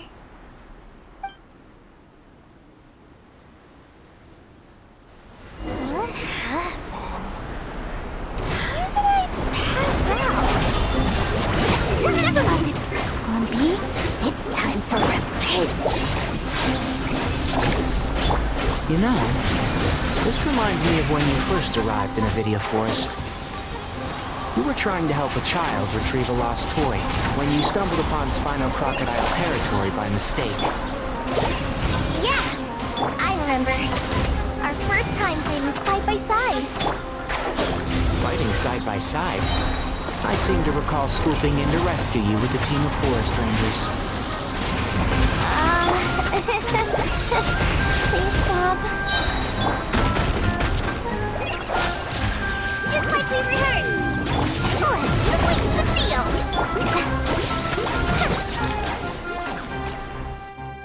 There's too many of them. I can't believe I used 12 rare items in one battle. Ugh. I shudder to think how this is going to affect this month's accounts. The sight of that glaring deficit might be more than my poor heart can take. Tighnari, how's the situation on your end? We held the line, though it was a close call. But it looks like they're preparing for another attack. Has something happened? They've breached our defenses in the south. The Jin are pouring in. We're moving the villagers to the north as we speak.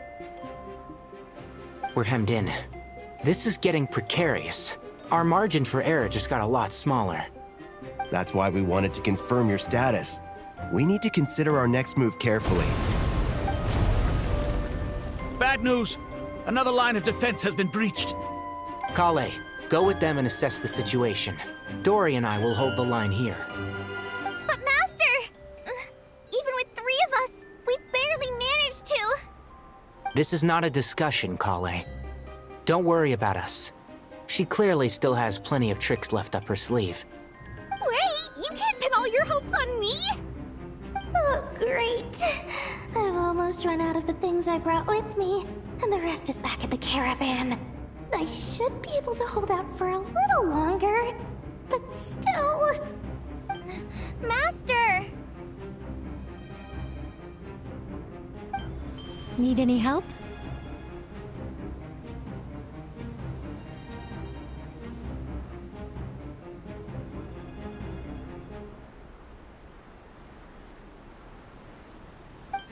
Huh? What is it, Kale? If things continue like this, it won't be long before Aru village is overrun by Jinn, and the sandstorms are sure to follow in their wake. I do have a plan, but I can't guarantee it will work.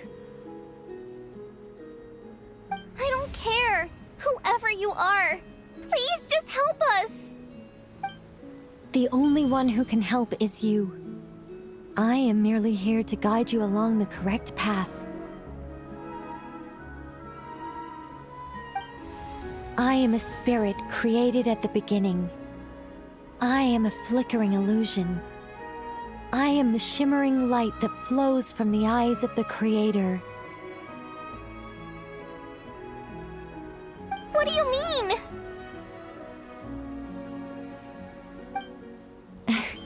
It doesn't matter. You don't need to understand it. Just repeat after me, one line at a time. Watch out! Jinn incoming! I am a spirit created at the beginning. Here goes nothing! I am a spirit, created at the beginning.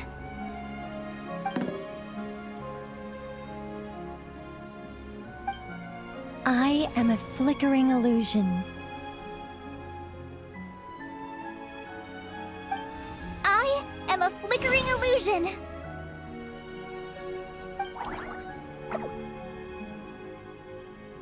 What's wrong, Plumpy? I've never seen you so agitated before.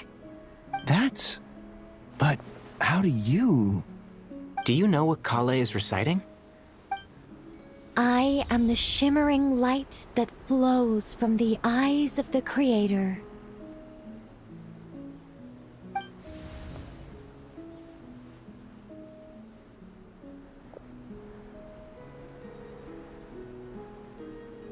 I am the shimmering light that flows from the eyes of the Creator!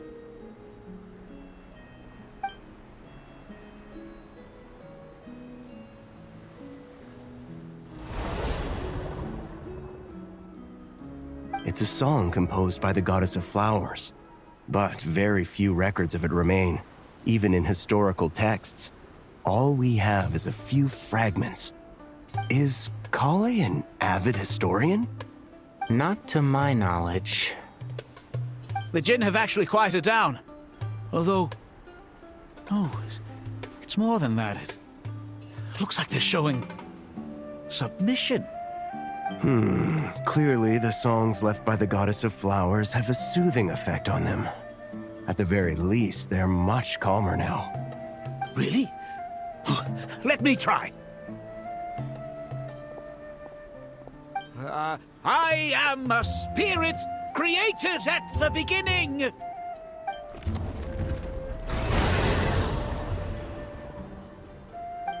Don't stay away! I'll stop! I'll stop! It seems like the song only works when Kale recites it.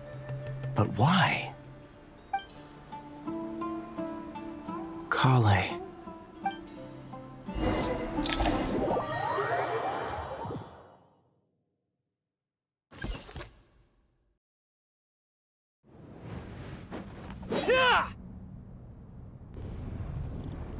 Any luck?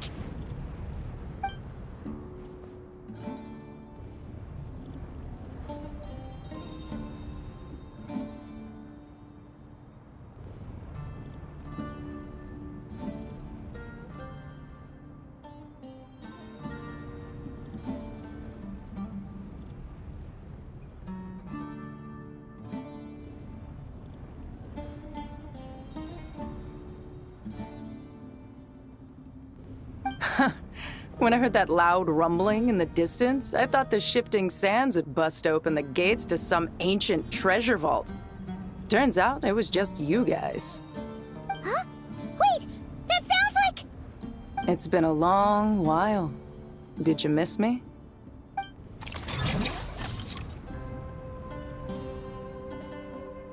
Jet! Ben! Let's save the catching up for later. First, I gotta get you guys out of there. This should be the right mechanism. Ben, can you handle it?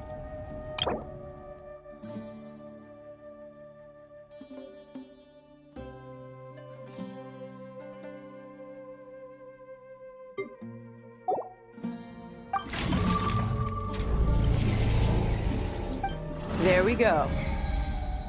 Come on, let's leave this place.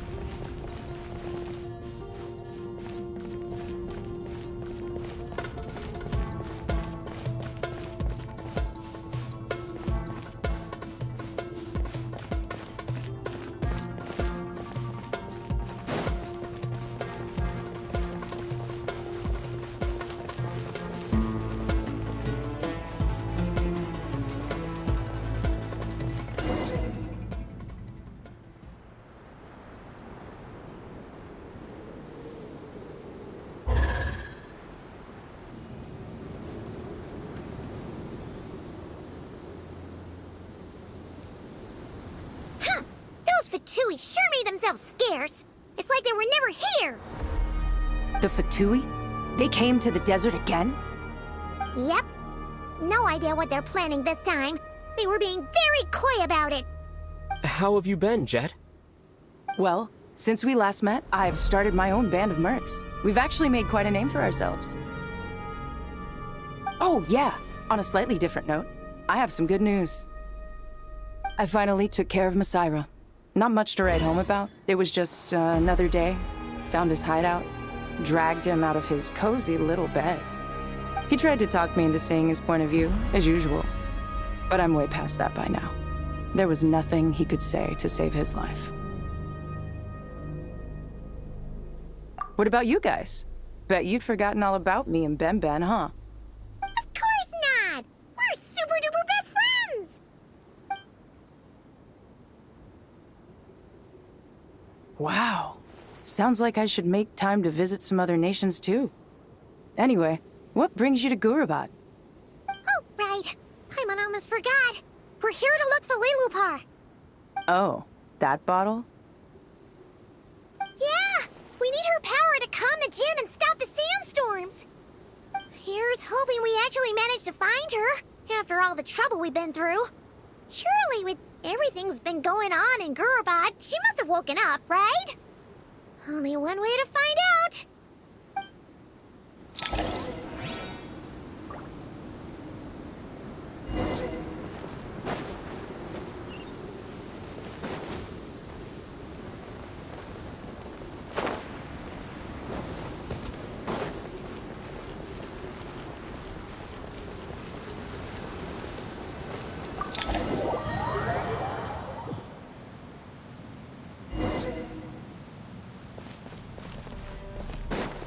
Let's see.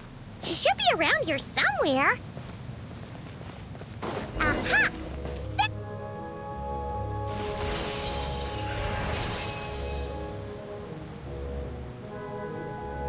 Lilupar!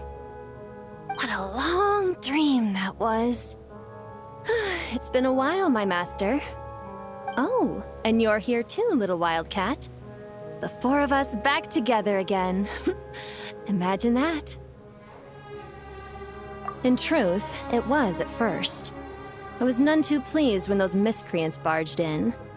But it did give me the chance to reunite with you, dear master, so I shall overlook their folly.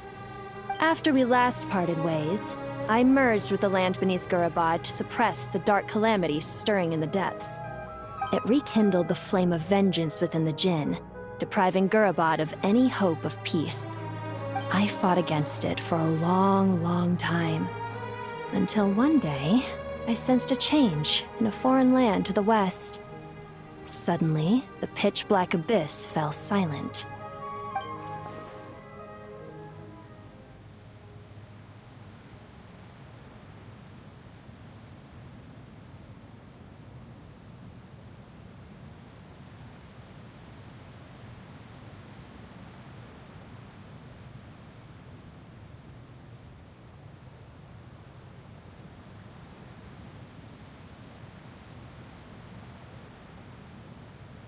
Once satisfied that that dark power could no longer bewitch the Jinn, I too fell into a deep slumber, from which I have only now awoken. Why have you returned to Gurabad, my master? And why is my sand-swept homeland in disarray once more? Well, basically, Sumeru's in danger and a lot of our friends are affected. Some bad guys messed around with Irminsul and now they've released the Jinn in here. We managed to chase off the culprits, but we have no idea how to seal this place back up and stop the sandstorms. Child's play. I shall quell the Jinn and scatter the storms. Thank you, Lilupar. No need to thank me, my master. I have granted many wishes in my time, and this was the most trivial of them all.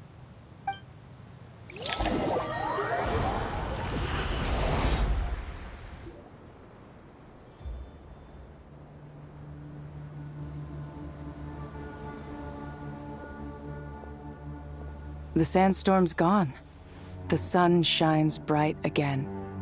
When I said that we'd meet again under a lovelier sun, this was exactly how I imagined it. Yay! Although, honestly, Paimon would love to hang out with you more, even if the weather sucked. Well, there shouldn't be any more Jinn breaking out, right? Are we okay to head back? Sounds good. You can introduce us to your other friends. Another adventure begins. Lovely.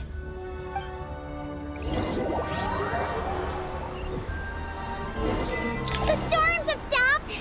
We should be able to get to the Temple of Silence without any problems now. Time to regroup!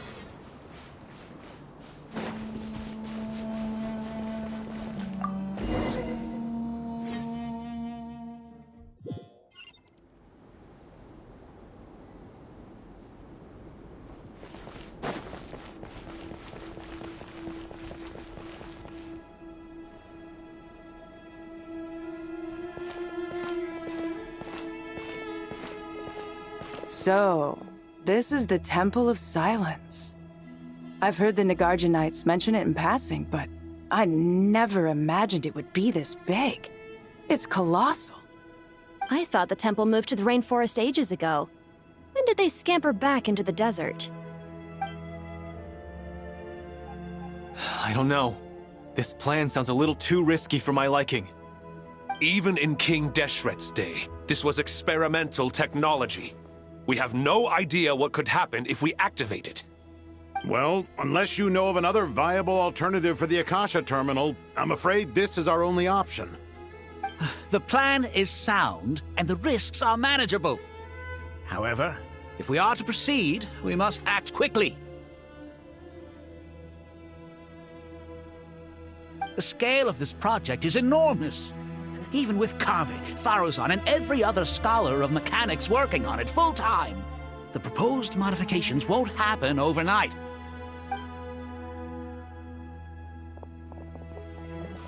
You're back. Everything all right? And who are they? Friends of yours? Pretty much everyone in the Temple of Silence is. This guy's Kave, and the one next to him is Alhaitham. Hello, I'm Jet, and this is Lilupar. Oh, a famous name from the history books. Pleased to meet you. A friend of a friend is a friend of mine, as they say. Who's they? Huh? Do people not say that? Not in the desert. Friends you can trust, but friends of friends? Gotta keep an eye on them. Still, I do trust the Traveler's judgment. I'm sure you're good people. The sandstorms have calmed down. I take it the Gurabod problem is resolved? What did you find?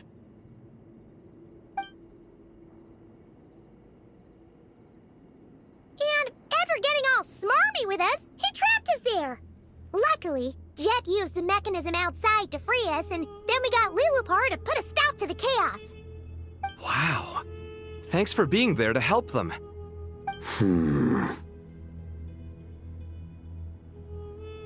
So, this mystery man openly admitted that he was merely a Harbinger subordinate. Yeah? Is there something weird about that?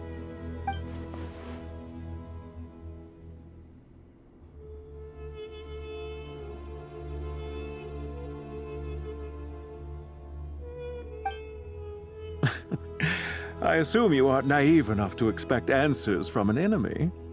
Well deduced. Our commander, Dottore, died in Nordcry.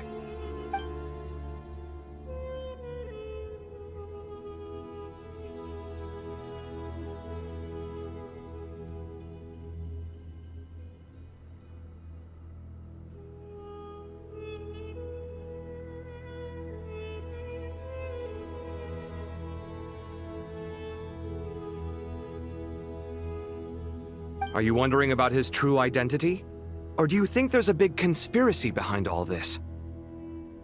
I wouldn't go as far as to call it a conspiracy. Just the simple fact that having someone to shift the blame on tends to prove useful should trouble come knocking later. The most important thing for now is to solve the immediate problem. Perhaps that man knew you wouldn't have the resources to investigate his background and so didn't put much effort into disguising himself. This is all getting a little cryptic for me. I'll let you guys talk while I take a walk with Lilupar. Jet? Aren't you with the Blazing Beasts? What a coincidence. Didn't expect to run into you here. We're mercs. You can run into us anywhere. Who's this with you? So, did you find the solution you were looking for in the Temple of Silence? You bet we did. This place is incredible. It has everything. So far, we've discussed a plan and verified its feasibility. Building a new system from scratch is out of the question.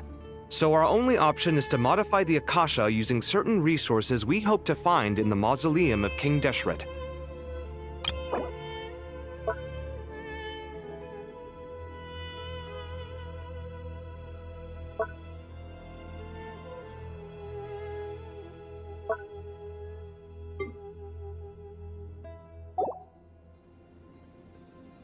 According to certain sources in the Temple of Silence, there is a core device in King Deshret's mausoleum known as Aru.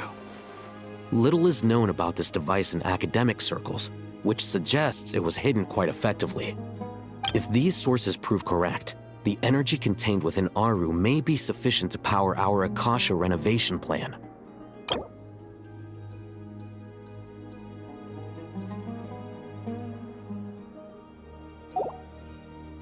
However, this raises difficult questions regarding technological integration. The sages are still debating it. Yeah, but I'm sure they'll reach a compromise once they've argued it out. The people of the rainforest are always cautious when it comes to desert technology. But times of crisis like this leave us with little choice. Wait, Paimon has a question. Is this the same Aru we've heard of before? It's sealed off, right? Some sort of prison where the Goat King, Ibis King, and Crocodile King are locked up. Well remembered. Yes, that's exactly right. According to our records, Aru was the most brilliant creation King Deshret ever conceived of. Built by divine and mortal artisans working together. It was a miraculous accomplishment, and it lies hidden deep within the king's mausoleum to this day. That being said, what Aru actually does and why it was built, those are deep secrets we are not privy to. Until recently, I wouldn't have been optimistic that the place even exists. The only reason I'm inclined to believe it now is because we heard it from the Ibis King Thoth himself at his temple. The tale of how the 3 retainers of Al-Akhmar were imprisoned in Aru. Paimon totally gets that. When Paimon first heard about it, she thought it sounded pretty unbelievable too. Do you guys still remember that? The Ibis King told us they were trapped in Aru and that they had to answer 3 questions to get out. I think I remember. What causes our rise and fall? What obliterates love and hate? And what determines truth and falsehood? Those were the 3 questions, right? Yeah. If only Nefer were here. She's dealt with the Ibis King before, so she might know more. Oh, Nefer is a friend we met in Notcry. Notcry? Funny. She showed up here earlier. Huh? Yeah. Had another lady with her too. Both said they knew you. They contacted the sages, claiming they might be able to offer some assistance.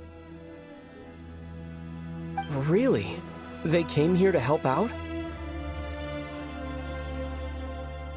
Yes, really. It was just before you got back. One of them said she's made Nodcry her home. If she's the person you were talking about, then... Looks like betting on Aru was the right choice. See? They're right over there. Nicole! Nefer! Why...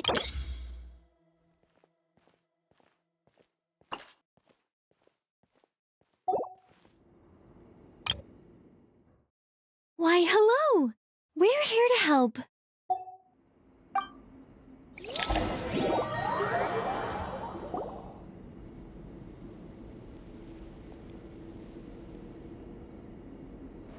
It's a good thing we left early. We almost got locked out. Locked out? What do you mean? Oh, you haven't heard? An invisible barrier has appeared around Sumeru's borders, cutting off all travel in and out. No one can leave and no one can enter. Sumeru has become a lonely island. Are the Fatui behind this too? Actually, no. This has nothing to do with them. I suspect it's a defense mechanism within Irminsul itself. Irminsul is the source of Tevat's ley lines, after all, and Sumeru is the nation closest to it.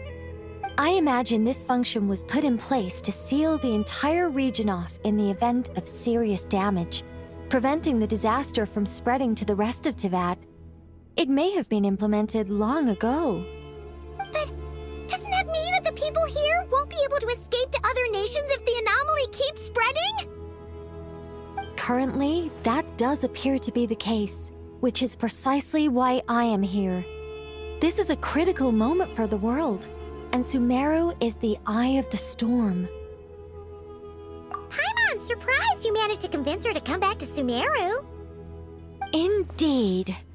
Even for someone of my wisdom and eloquence, this tested my skills to the limit. And why should it concern me that Sumeru's in trouble? Surely you don't think I still have feelings for that place? Judging by your tone, I suppose you don't. Sounds like you don't know much about my past. And here I thought you knew everything. All I know is that the Ibis King is the source of your power. He was quite a prominent moon envoy once upon a time, so I do know a thing or two about him. As for your past, I have ways to learn the full story if I wish to.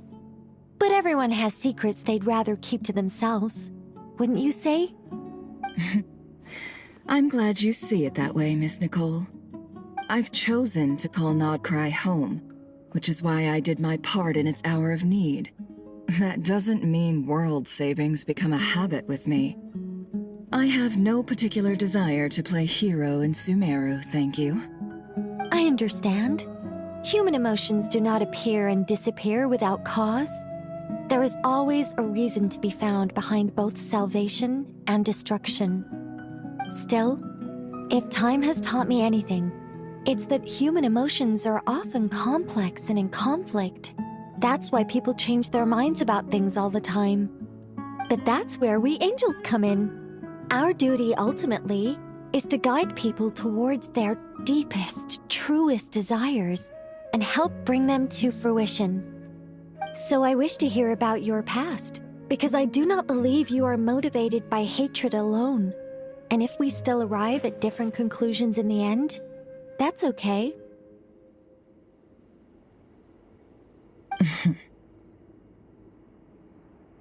I refuse.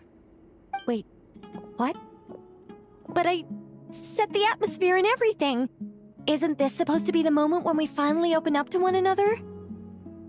Is it? Maybe I'm not so good at reading the atmosphere. You're right, Nicole. There's more to me than just hatred. Had it consumed me, I'd be left stuck in the past forever, never living in the present. But I don't think that your guidance can change my mind. The all-consuming sands, the bloodshed, both deserved and undeserved. Those old emotions cling to me like a shadow. Do you wish to shake them off? No. I hope to remember them forever. Those emotions and memories shaped me into the person I am today. They'll always be a part of me. In that case, would you like to hear my perspective, at least? Sure. It's not every day you get to hear an angel's opinion. A long, long time ago, when the angels still walked freely upon the earth, I found life tedious. Monotonous work, lukewarm relationships. Things weren't nearly as interesting as they are now. And yet, since the angel's demise, I have found myself missing those days on more than one occasion. Human emotions are often attached to a person, a place, or an object. When those things are gone, the memories quickly fade, and the emotions slip away along with them. If Sumeru were destroyed, both rainforest and desert would be no more. With the object of your hatred wiped from existence, it would not take long for the memories buried deep in your heart to slowly fade. Both love and hate are intense emotions, but they are nothing compared to the void left behind when they disappear. Most sophisticated, Miss Nicole. But anyone focused on the future could only ever applaud the destruction of the things they hate. Still, I'm a special case.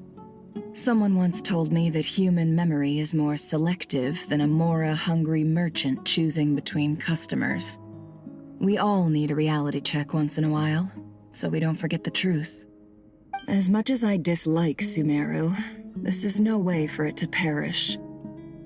All right, you win. I'll help you out a little, but I won't work for free. How much will you need? You're not gonna milk this for all it's worth, are you? What do you think? I'll be upfront with you. I don't have much more on me. If that's what you need, I could borrow some from Alice. Or perhaps I could pay in sculptures. The ones I carve are actually worth quite a lot. Just cover my travel expenses. Huh? Is that all? That's all. Given all the people I owe favors to, I can just about justify a trip to Sumeru. Yehoda! Here, boss! What do you need? I'm going back to Sumeru for a while. While I'm away, you'll be in charge of the curatorium. Me? I'm in charge? Whoa! Don't worry, boss. You can count on me!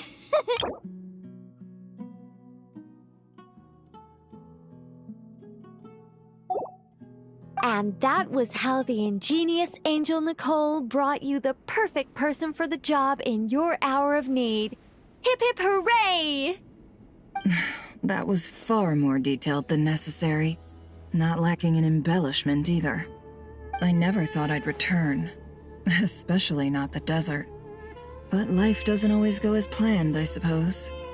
What's Candace up to? I don't think I've seen her yet. She is still taking care of things in our village. Should be joining us before too long.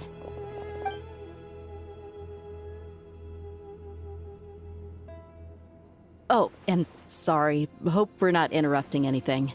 We have some good news, though. We're planning to go to the mausoleum of King Deshret to look for the legendary Aru, then use it to try and restore the Akasha system.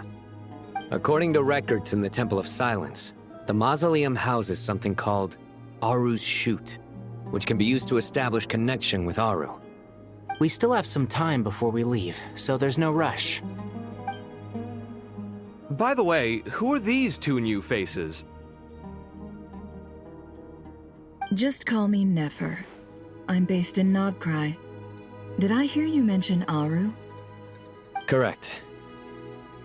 Well, I happen to have a connection with one of the 3 retainers imprisoned inside, the Ibis King. I'm here to get things done, so if you don't mind, I think I should come with you.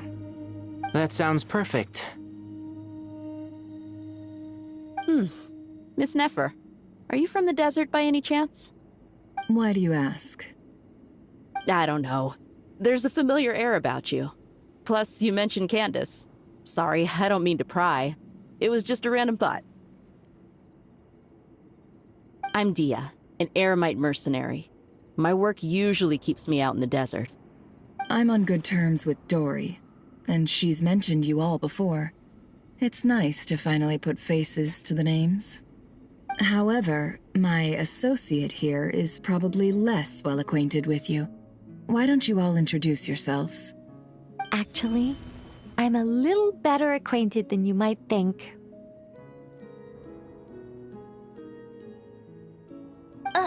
Huh? Huh. Are my eyes playing tricks on me? It looked like you spoke without moving your mouth. Ventriloquism.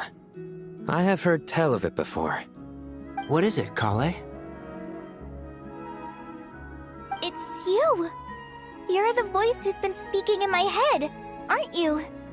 You encouraged me to report my dreams to the Dendro Archon, and got me to recite that magic prayer. I have many titles, but let's go with the most pertinent one. I am Nicole Rain, an angel who has lived since ancient times. An angel? Sounds like a big deal, but, what exactly is an angel? Oh, Well, we're a rather long-living race of beings. Not gods, technically, but we can still tell you a lot of stories from ancient history. Yep, and she's also an amazing sculptor. You could say she's a real creative type. Well, ma'am, if both the Traveler and Paimon give you rave reviews, you must be pretty impressive. Oh, please don't call me ma'am. I find it so awkward when people get too formal with me. Just relax and be yourselves. No need to be nervous. Miss Nicole, if it's okay, could I ask you a few questions? Yes, you may. I can see your heart is filled with confusion, and you are desperate for answers. I also know which questions you want to ask me. Why did you dream of Sumeru City in disarray? Why did those verses soothe the Jinn only when recited by you? I can guide you to the truth, but it involves a personal secret of yours. I'd prefer to speak with you alone, if possible.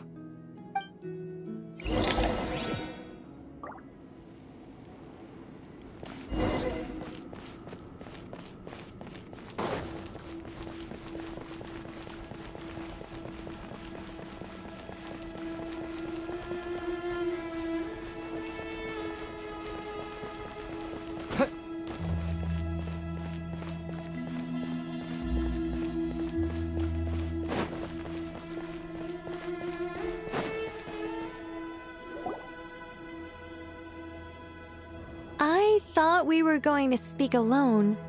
This is a lot more people than I was expecting. What's wrong with it? Even the doctors at Dar al-Shifa allow patients to be accompanied by family members. Well, if Kale doesn't mind her secret being revealed, I have no problem with it. Thanks for being so considerate, Miss Nicole. I don't know what secret you mean, but whatever it is, there's no need for me to hide it from my closest friends. Closest friends? It's so nice to hear that. All right. In that case, I'll get right to it.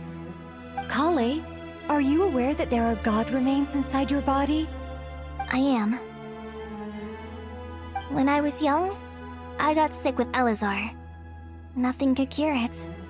The Fatui convinced my mom and dad that they could help, and I was sent to an unfamiliar place.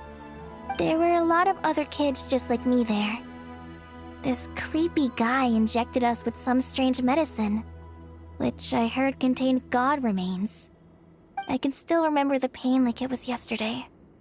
But thanks to the friends who've stuck by me all this time, I've gradually been able to overcome those memories.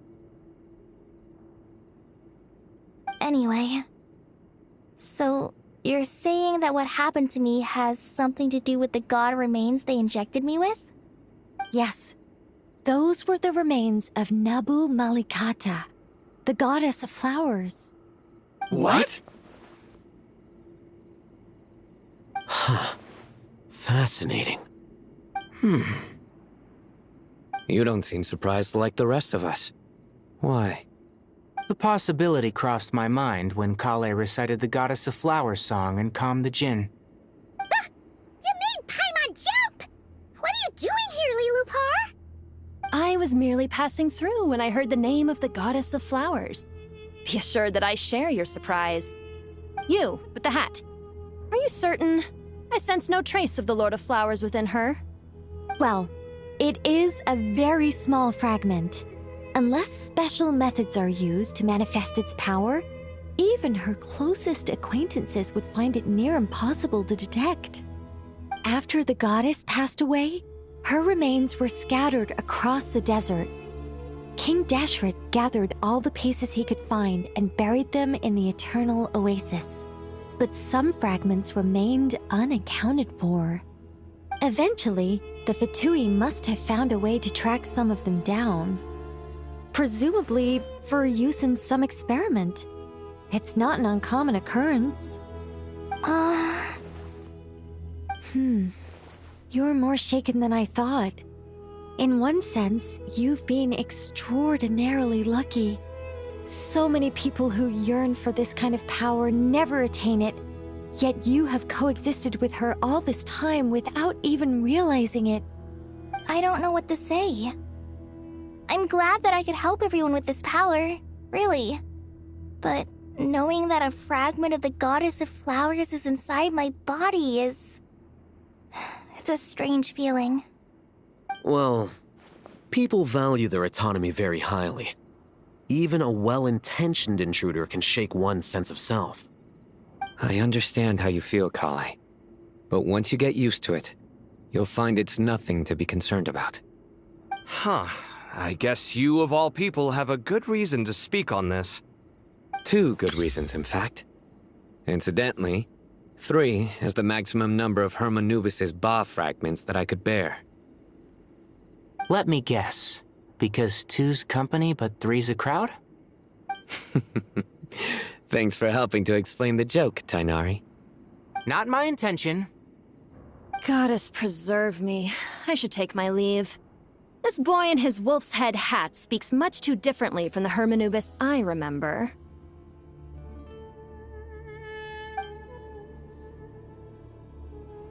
Kale, all I'm trying to say is, no matter how many Hermanubis fragments there are within me, you wouldn't think of me as Hermanubis. In the same way, you are simply you. Yeah, I know what you mean. So about that dream I had, was it a warning from the Goddess of Flowers? Yes. Just like me, she was an angel created by the primordial humans, born with the instinct to guide living beings.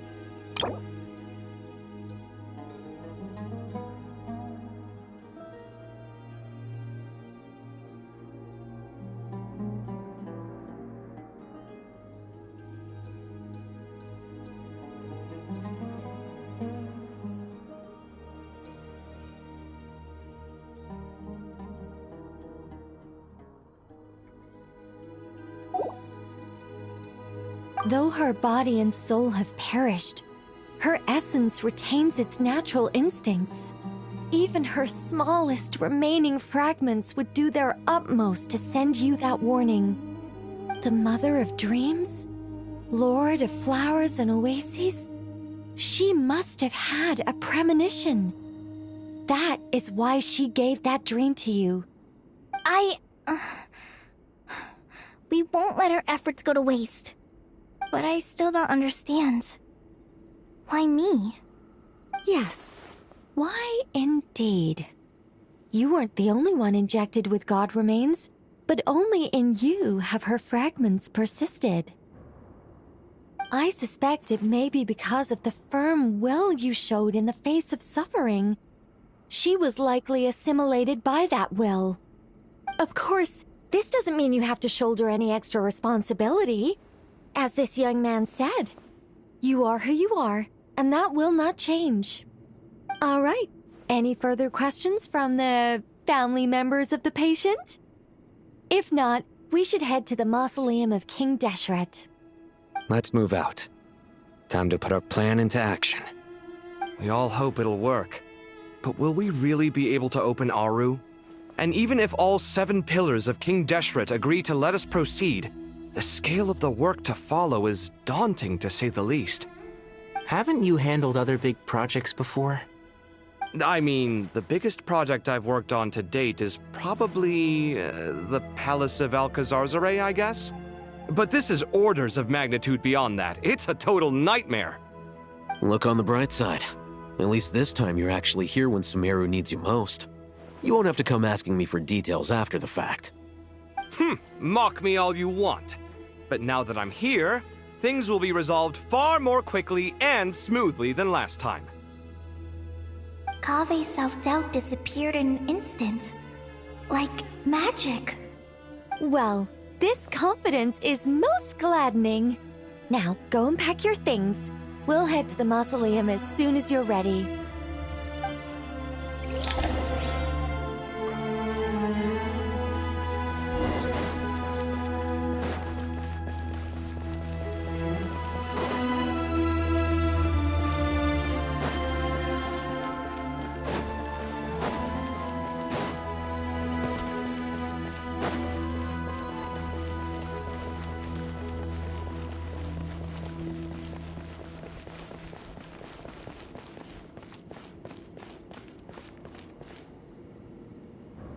Oh, Miss Nicole. I heard you're a very talented sculptor. Is that true? Oh, I don't know. I wouldn't want to blow my own trumpet. Honestly, even though Kasharawar is best known for its focus on mechanics, plenty of Kasharawar scholars are quite serious about sculpting as a hobby. So if they rate your work, that's enough for us. We just have to take a look. Who's we? Myself and a few other scholars. Kashif, Daneshvar, come take a look. Oh, well, if you insist, I suppose there's no harm in showing you.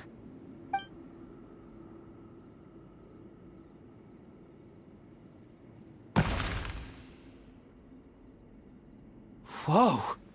Where did that come from? Look at the level of detail. It's so lifelike. The squirrel descends from the heavens like a champion, and the earth trembles beneath its feet. What do you think? Striking, isn't it? Kaveh? Kaveh, come here for a sec. Oh, and Madame Faruzan, didn't you used to study in our darshan? Come take a look. All right, but hang on a moment. I have to finish reviewing this proposal first. You called? What is it, youngster? This squirrel statue. Isn't it cute? Oh, a squirrel. I wouldn't say cute per se. The realism is what stands out to me. Were you trying to carve a statue of a hero, young lady? Oh, a hero? I suppose so. Actually, I didn't really have a specific theme in mind. I just started working on it, and this is how it turned out. I see. Well, do you tend to read novels about heroes in your spare time? As a matter of fact, I do quite enjoy those. Everyone loves a good tale of daring do, right?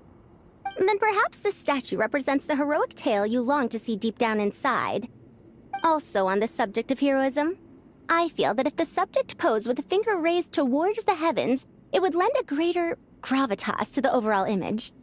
I'm sure some would call it cliché or old-fashioned, but not me. I think it would be a perfect fit. It has a certain classical beauty about it. Kaveh! Sorry, Madame Faruzan, I'm a little busy right now. Don't wait up for me. What a pity. That young man has excellent aesthetic tastes. I was hoping to ask him for his opinion. What a genius idea! Why didn't I think of that? Classical beauty is a great direction to explore. That's it. Once I get back, I'm going to sculpt a heroic squirrel pointing its finger towards the sky. Precisely. A declaration of victory. You understand my vision. Then place the two statues face to face. Yes! That's exactly what I was thinking. It'll be a masterpiece, Miss... I'm sorry, I didn't catch your name. Just call me Nicole. Madame Faruzan? Was it? What? Oh, no. That wouldn't be right. Why ever not? Madam is a state of mind cultivated from within. Anyone may call me Madam if they so desire. My dear Miss Nicole, once we make it through these trying times, should we have the pleasure of meeting again, I shall look forward to seeing your new work. In this day of age, it's rare to find people with an appreciation for classical aesthetics. Meeting you was truly a pleasant surprise. Honestly, I feel the same way. It's been a long time since I met anyone interested in this style of statue.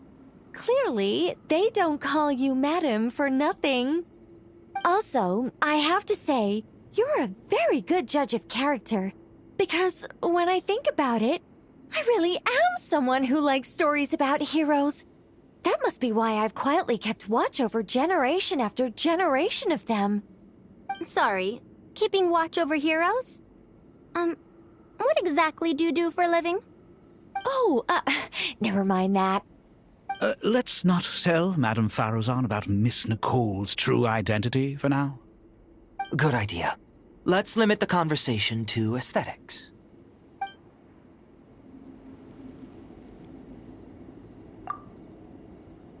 Let's not tell Madame Faruzan about... Good idea. Let's...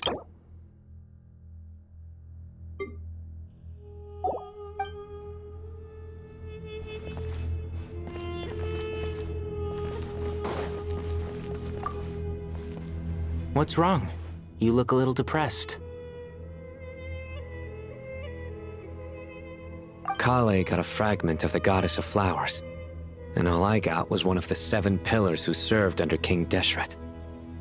I lost out, didn't I? That's what you're upset about? You're such a child.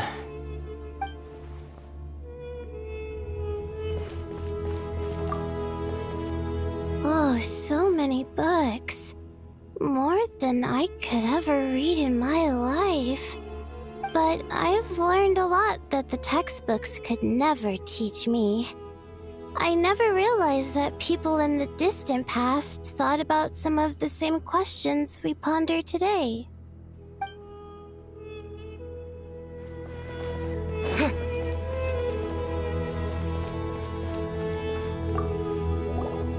Paimon!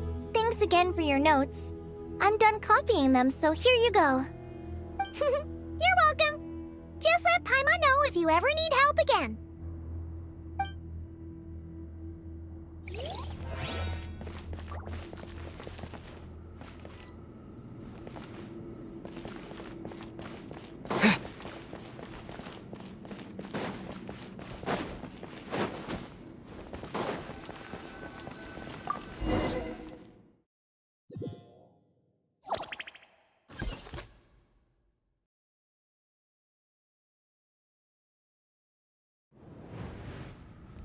I hope everyone's ready. We'll be arriving at our destination very shortly.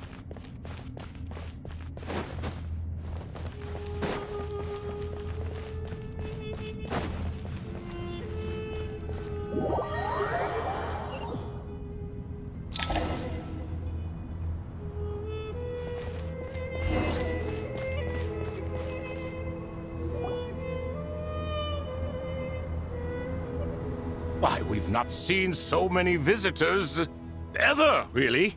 What is this place now, a tourist attraction? Ah, closer inspection reveals many familiar faces. To what do we dusty old fellows owe the honor? Surely you're not just here to chat.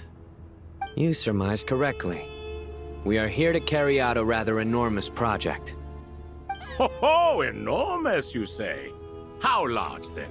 Larger than the gaping void in our lives? Why, you've even put a smile on Goatee and Crocco's faces. All this activity is making for quite the special day.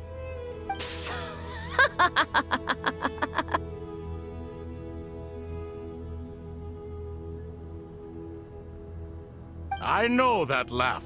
Lilipar? What on earth are you doing here? Oh, this is hilarious. Turns out good things really do come to those who wait. As long as you stay alive long enough. When did you three get locked up in here? And still you act all high and mighty, putting on a show for the younglings. Truly hysterical. Why, you... Yes, I know. No need to shout. You're right, Lilipar. Goatee, Crocco, and I all have the same problem. But didn't King Deshret seal you away? How did you break free, and how did you get in here? Who knows? Perhaps you can ask my master one day, should you ever get the chance. Behold, the executioners of old. Some have turned into fragments residing in human bodies, and others are imprisoned eternally, leaving not a single shard behind. It's almost tragic, watching lowly prisoners like you act all self-important. Curiosity gnaws at you, doesn't it? Your interest in the outside world threatens to burst you at the seams. Turf. I'm starting to take a liking to this magic bottle lady. Time is of the essence. Let's get down to business. We come to you, O three ancient lords, to request your assistance on behalf of the Academia. If we can help you regain your freedom, then please consider lending us your aid. As for precisely what we need your help with, it's a long story. So, to demonstrate our sincerity, we are prepared to first resolve the problems that plague the three of you. All right, stop arguing, Crocco. And Goatee, don't you start. What's the harm in letting her speak? It's not worth getting so angry about. Forget about her. The three questions are the crucial thing here. But do you really have a way to answer them? You once answered the final question, Nefer, but the seal did not open. Unless, with the passage of time, you have found a new answer? You could say so. When you first asked me what determines truth and falsehood, my answer was a liar's soul. Liars are the best at seeing through the falsehoods of the world. But if you want them to tell you the truth, you have to reach their soul. I think that makes sense. I found it quite compelling myself, and I told Nefer so. Unfortunately, it brought us no closer to liberation. Well, that's simply because it was my answer, not the one King Deshret was looking for. Can you guess which answer Al-Ahmar wanted then? Time. And that's not only the answer to the final question, it's the answer to all three of them. All things wax and wane with the passage of time. Love and hate eventually fade into nothing. Current affairs are always fraught with conflict and controversy. Only time can distinguish between right and wrong. You once described King Deshret as a proud man. I'd say that the prouder someone is, the more inclined they are to believe that only time is qualified to be their judge. Time. Well. Indeed.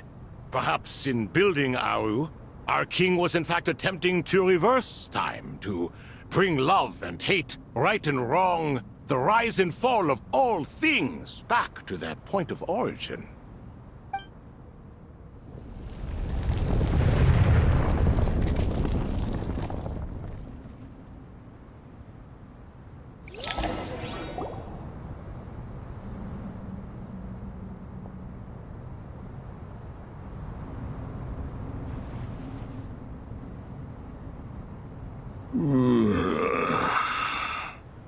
This is the most eventful day I have experienced in a long, long time. You have my sincere gratitude. Are those 3 of the 7 pillars? Turns out the statues were quite faithful to the source. You 3 seem to be in good spirits. Prison can help a person grow and learn to cherish what they have. Nevertheless, after everything you've done for me, I sincerely hope you never have to experience it for yourself. Hello, Nefer. It's good to see you, Thoth, the Ibis King. Nice. Definitely puts my mind at ease, seeing you 2 getting along so well. Should we maybe introduce ourselves, or... Sure. I'm Sethos, the current leader of the Temple of Silence. This is General Mahamatra Sino, and this is the former Spontamod sage, Cyrus. But I'm guessing none of that means a whole lot to you. Everything is equally new to us, in truth. We've been gone from this mortal world for longer than you can imagine. Let's hold off on the introductions for now. We can always ask Nefer about you later. It'll give me something to talk about with my chosen disciple. You're like a helpless parrot. Gods and people of yore are not necessarily welcome in today's world. Self-awareness is one of my finest qualities. I thought I ought to share its fruits with you 2. Is that so? Well, I think we'll take it in stride, just as we did with the 3 questions. Let's not forget, it was my persistence that won you both your freedom. Fair point. I have to applaud your persistence. And I must praise you for your wisdom. Now, state your wishes, young ones. I'm sorry? Why, your tremendous accomplishments deserve a reward, do they not? You must let us do something for you in return. General Mahamatra, what do you think? I won't beat around the bush. Sumeru is facing a crisis the likes of which have never been seen before. And we need your help. Every calamity throughout the ages has been connected to us in one way or another, whether we were its cause or consequence. Whatever is wrong with Irminsul, it severely affected the Dendro Archon. She fell into a coma and is currently receiving treatment from the Dendro Dragon. The Dendro Dragon? I'm sorry, the Dendro Dragon is helping to heal the Dendro Archon? Not a pep, surely. Not vicious, cruel a pep who possesses no virtues aside from her basic instincts. Ah, good heavens. Oh, I shudder to think what could have caused Lesser Lord Kusanali to suffer such a plight. Still, why would the Dendro Dragon lend you her aid? She has always held nothing but contempt for the Archons. I suppose she and Kusanali must have some history. You can help us make history, too. A smooth talker. Well said, lad. Currently, no one can connect to Irminsul. We hope that by opening a Baru and making some modifications to it, we can use its technology to our advantage. Unfortunately, Aru is an imperfect creation. King Deshret never managed to realize his full vision before his death. Much remains to be done if it is to be pitted against Irminsul itself. Besides, I hear your reasons, but to give Aru up over such would be... The archaeological records clearly indicate that although Aru's construction took a long time, it was not beyond human means to achieve. Modern technology should solve the efficiency issues.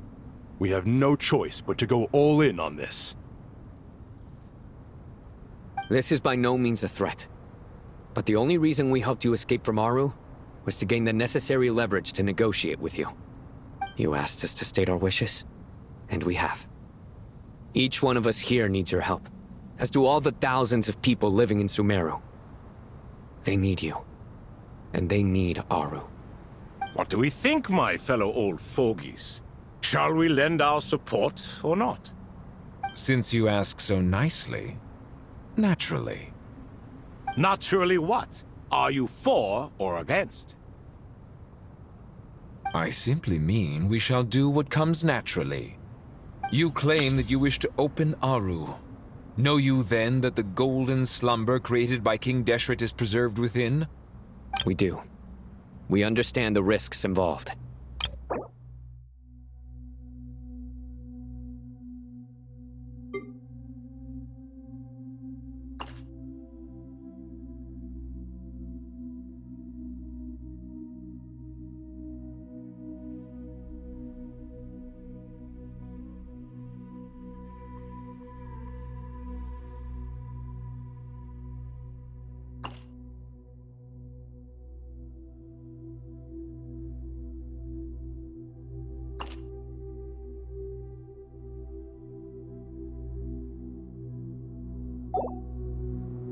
In all likelihood, the mortal world will never again be able to replicate King Deshret's work.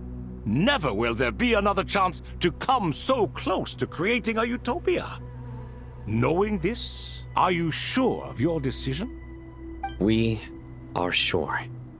Before people can dream, they must first live. If your minds are made up, very well. We shall summon our erstwhile colleagues to discuss this further. Saint Shezepank, Saint Bennu, once you surrendered to silence and were buried with King Deshret.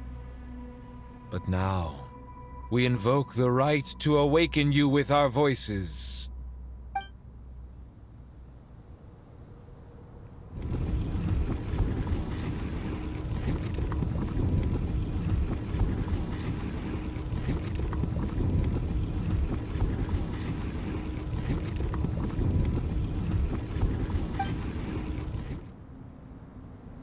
Saint Bennu, responding to your call. 3 kings detected. Initiating autonomous will. Saint Shezepank, responding to your call. 3 kings detected. Initiating autonomous will.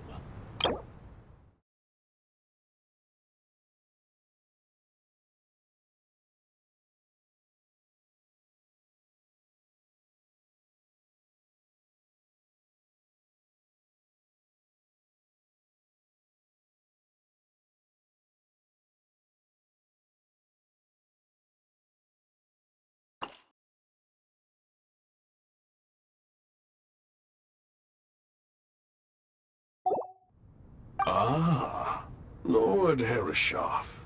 What a long time it has been. I trust you are keeping well. Then your trust in my well-being has long outlived your physical body. You have always opened with that same phrase, in life, death, and now even beyond. Al-Akhmar is long gone. What is the reason for this meeting? You're awake? Good. We are voting on whether to give the people of present-day Sumeru access to Aru and permit them to perform technological renovations. You have the right to support or oppose the motion. Aru is the pride of Al-Akhmar. Opening Aru requires the unanimous consent of the 7 pillars. I hope you have a convincing reason to present to us. Sumeru is currently in the midst of a major calamity. Let us not forget that while Al-Akhmar was a stern ruler, he was also a teacher of wisdom. A god without his people shall cease to exist, and King Deshret's greatest wish was to provide protection for his people. Let us then honor our God King's wishes as we consider our decision. I do not mean to mock these proceedings, but what is the point of a unanimous vote when we know that the last of the 7 pillars, the Dendro Dragon Apep, will never communicate with us? This will no doubt surprise your mechanical mind, and I have no intention of trying to persuade you it is true. But Apep is, in fact, healing the Dendro Archon as we speak. Huh? Can someone attest to this? Do we have any proof? I ask the 3 kings. Can any of you vouch for the truth of this claim? Naturally, the Ibis King, Thoth. What? It was Thoth's disciples who revealed the truth to us. We need not debate its veracity. Simply let Thoth bear accountability. That way the rest of us may have a clear conscience. Harishef, you diabolical fiend! I awakened our former colleagues for you, supported your opinion, and backed your decision. What sort of fiend would do that? I miss the days when Hermanubis was still around. At times like this, he would offer to take accountability. What are you trying to say? Is my word worth less to you than Hermanubis's? Hypocrite though you are, Lord Thoth, you are humorous in equal measure. How could we bear not to associate with a character such as you? I, Saint Shezpank, approve the Goat King's proposal. Since King Deshret is no more, we shall receive no reprimand for acting beyond our remit. Nevertheless, I sincerely hope that those before us understand the significance of what they intend to do. Remember, the moment that Aru is liberated, the myriad souls residing within the Golden Slumber will return to the ley lines. And once the ley lines flow again, these souls shall in turn be received by Irminsul. To take this step is to bring the perfect afterlife created by our king to a permanent end. We understand that well, and we have decided to proceed regardless. Furthermore, the contemporary human perspective would contend that confining souls in this way is no act of benevolence. The deceased have a right to rest in peace. King Deshret's creation is clearly a place of rest and peace. It is just that many do not see it this way. But no matter. Saint Binu approves. Hermanubis' representative and the Dendro Dragon Apep made their choice ahead of time, while the Goat King, Ibis King, and Crocodile King have also granted permission to liberate Aru.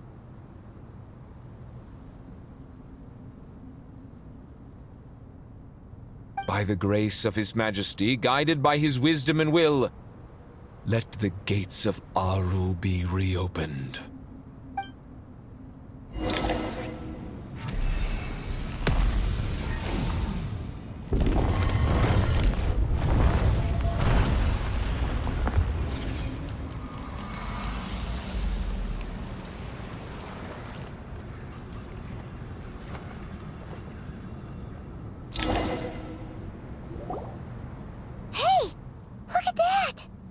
What's this? Are we under attack? No. Wait, it's...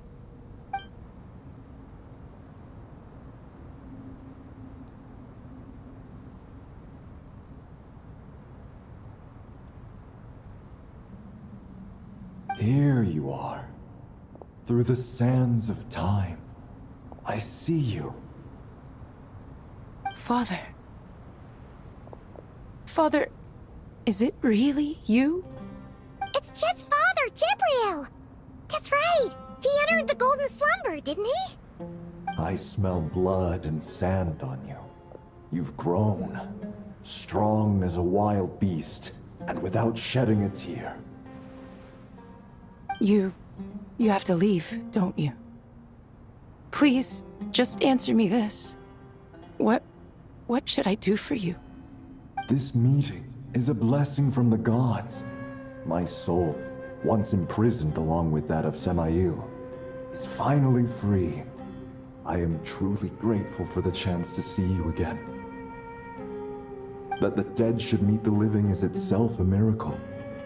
One brief, precious moment is enough. Enough to set my heart at ease. Do not weep for me, Jet. I know you will accomplish many great things in your life. You will go further and climb higher than I ever did. All I ask is that you take good care of yourself.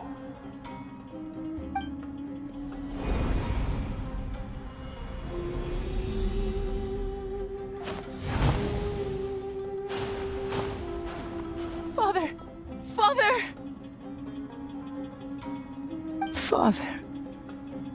Hey, Jet. Do you want something to eat?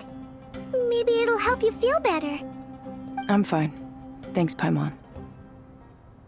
It was just a little sudden. The chance to see my father again meant the world to me. He was trapped in the golden slumber for our sake. And now, after all this time, he can finally rest in peace. I'm glad. It's a huge relief. You've grown strong, Jet. More than enough to fend for yourself. Yeah. I'll leave the past in my memory where it belongs. My family, the good times and the bad. Goodbye, Father.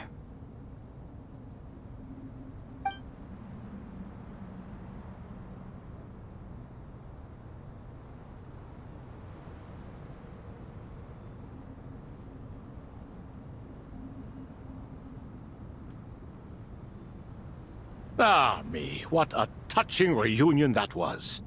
It seems we did a good deed today. We three retainers, once imprisoned for our iniquity, are surely the least qualified to judge whether this deed is good or bad. Either way, Aru is open. Now you have your opportunity, and with it, whatever trouble may ensue. Although Aru was created by a god, human craftsmanship was nevertheless required to build the gate that connects it to this world. Perhaps the relationship between gods and humanity follows a similar principle. As for your proposed renovations, we cannot determine which functions to keep or discard. Proceed as you see fit, but please entrust the task to your most accomplished scholars, or Bennu will be most displeased. It matters not. The Ibis King shall be accountable if any problems arise. Ibis, you chose to take on disciples, and so it follows that you must accept the risks of associating with humans. If I'd known you'd be like this, I would have locked all of you away in Aru, never to leave again for all eternity. All of us? What does this have to do with me? Vilify me no further. Scholars, since you have liberated Aru, allow me to present you with a gift. Using Aru's power, we shall install a defense mechanism at our king's mausoleum. You must be guarded even against Irminsul itself. This shall afford you some convenience. Unseen and unheard. From this moment forth, none may by sight or hearing perceive anything said or done within the mausoleum. Amazing. And all this is achieved just with the power of Aru? With technology from the heavens, the possibilities are endless. Just because King Deshret did not use it for this purpose does not mean that it cannot be done. So, marvel away. This is the reward you have earned. All right. Well, that resolves the issue of confidentiality. What about the technical side? Do we have the manpower? Why, yes. I've already contacted them. They'll be here soon.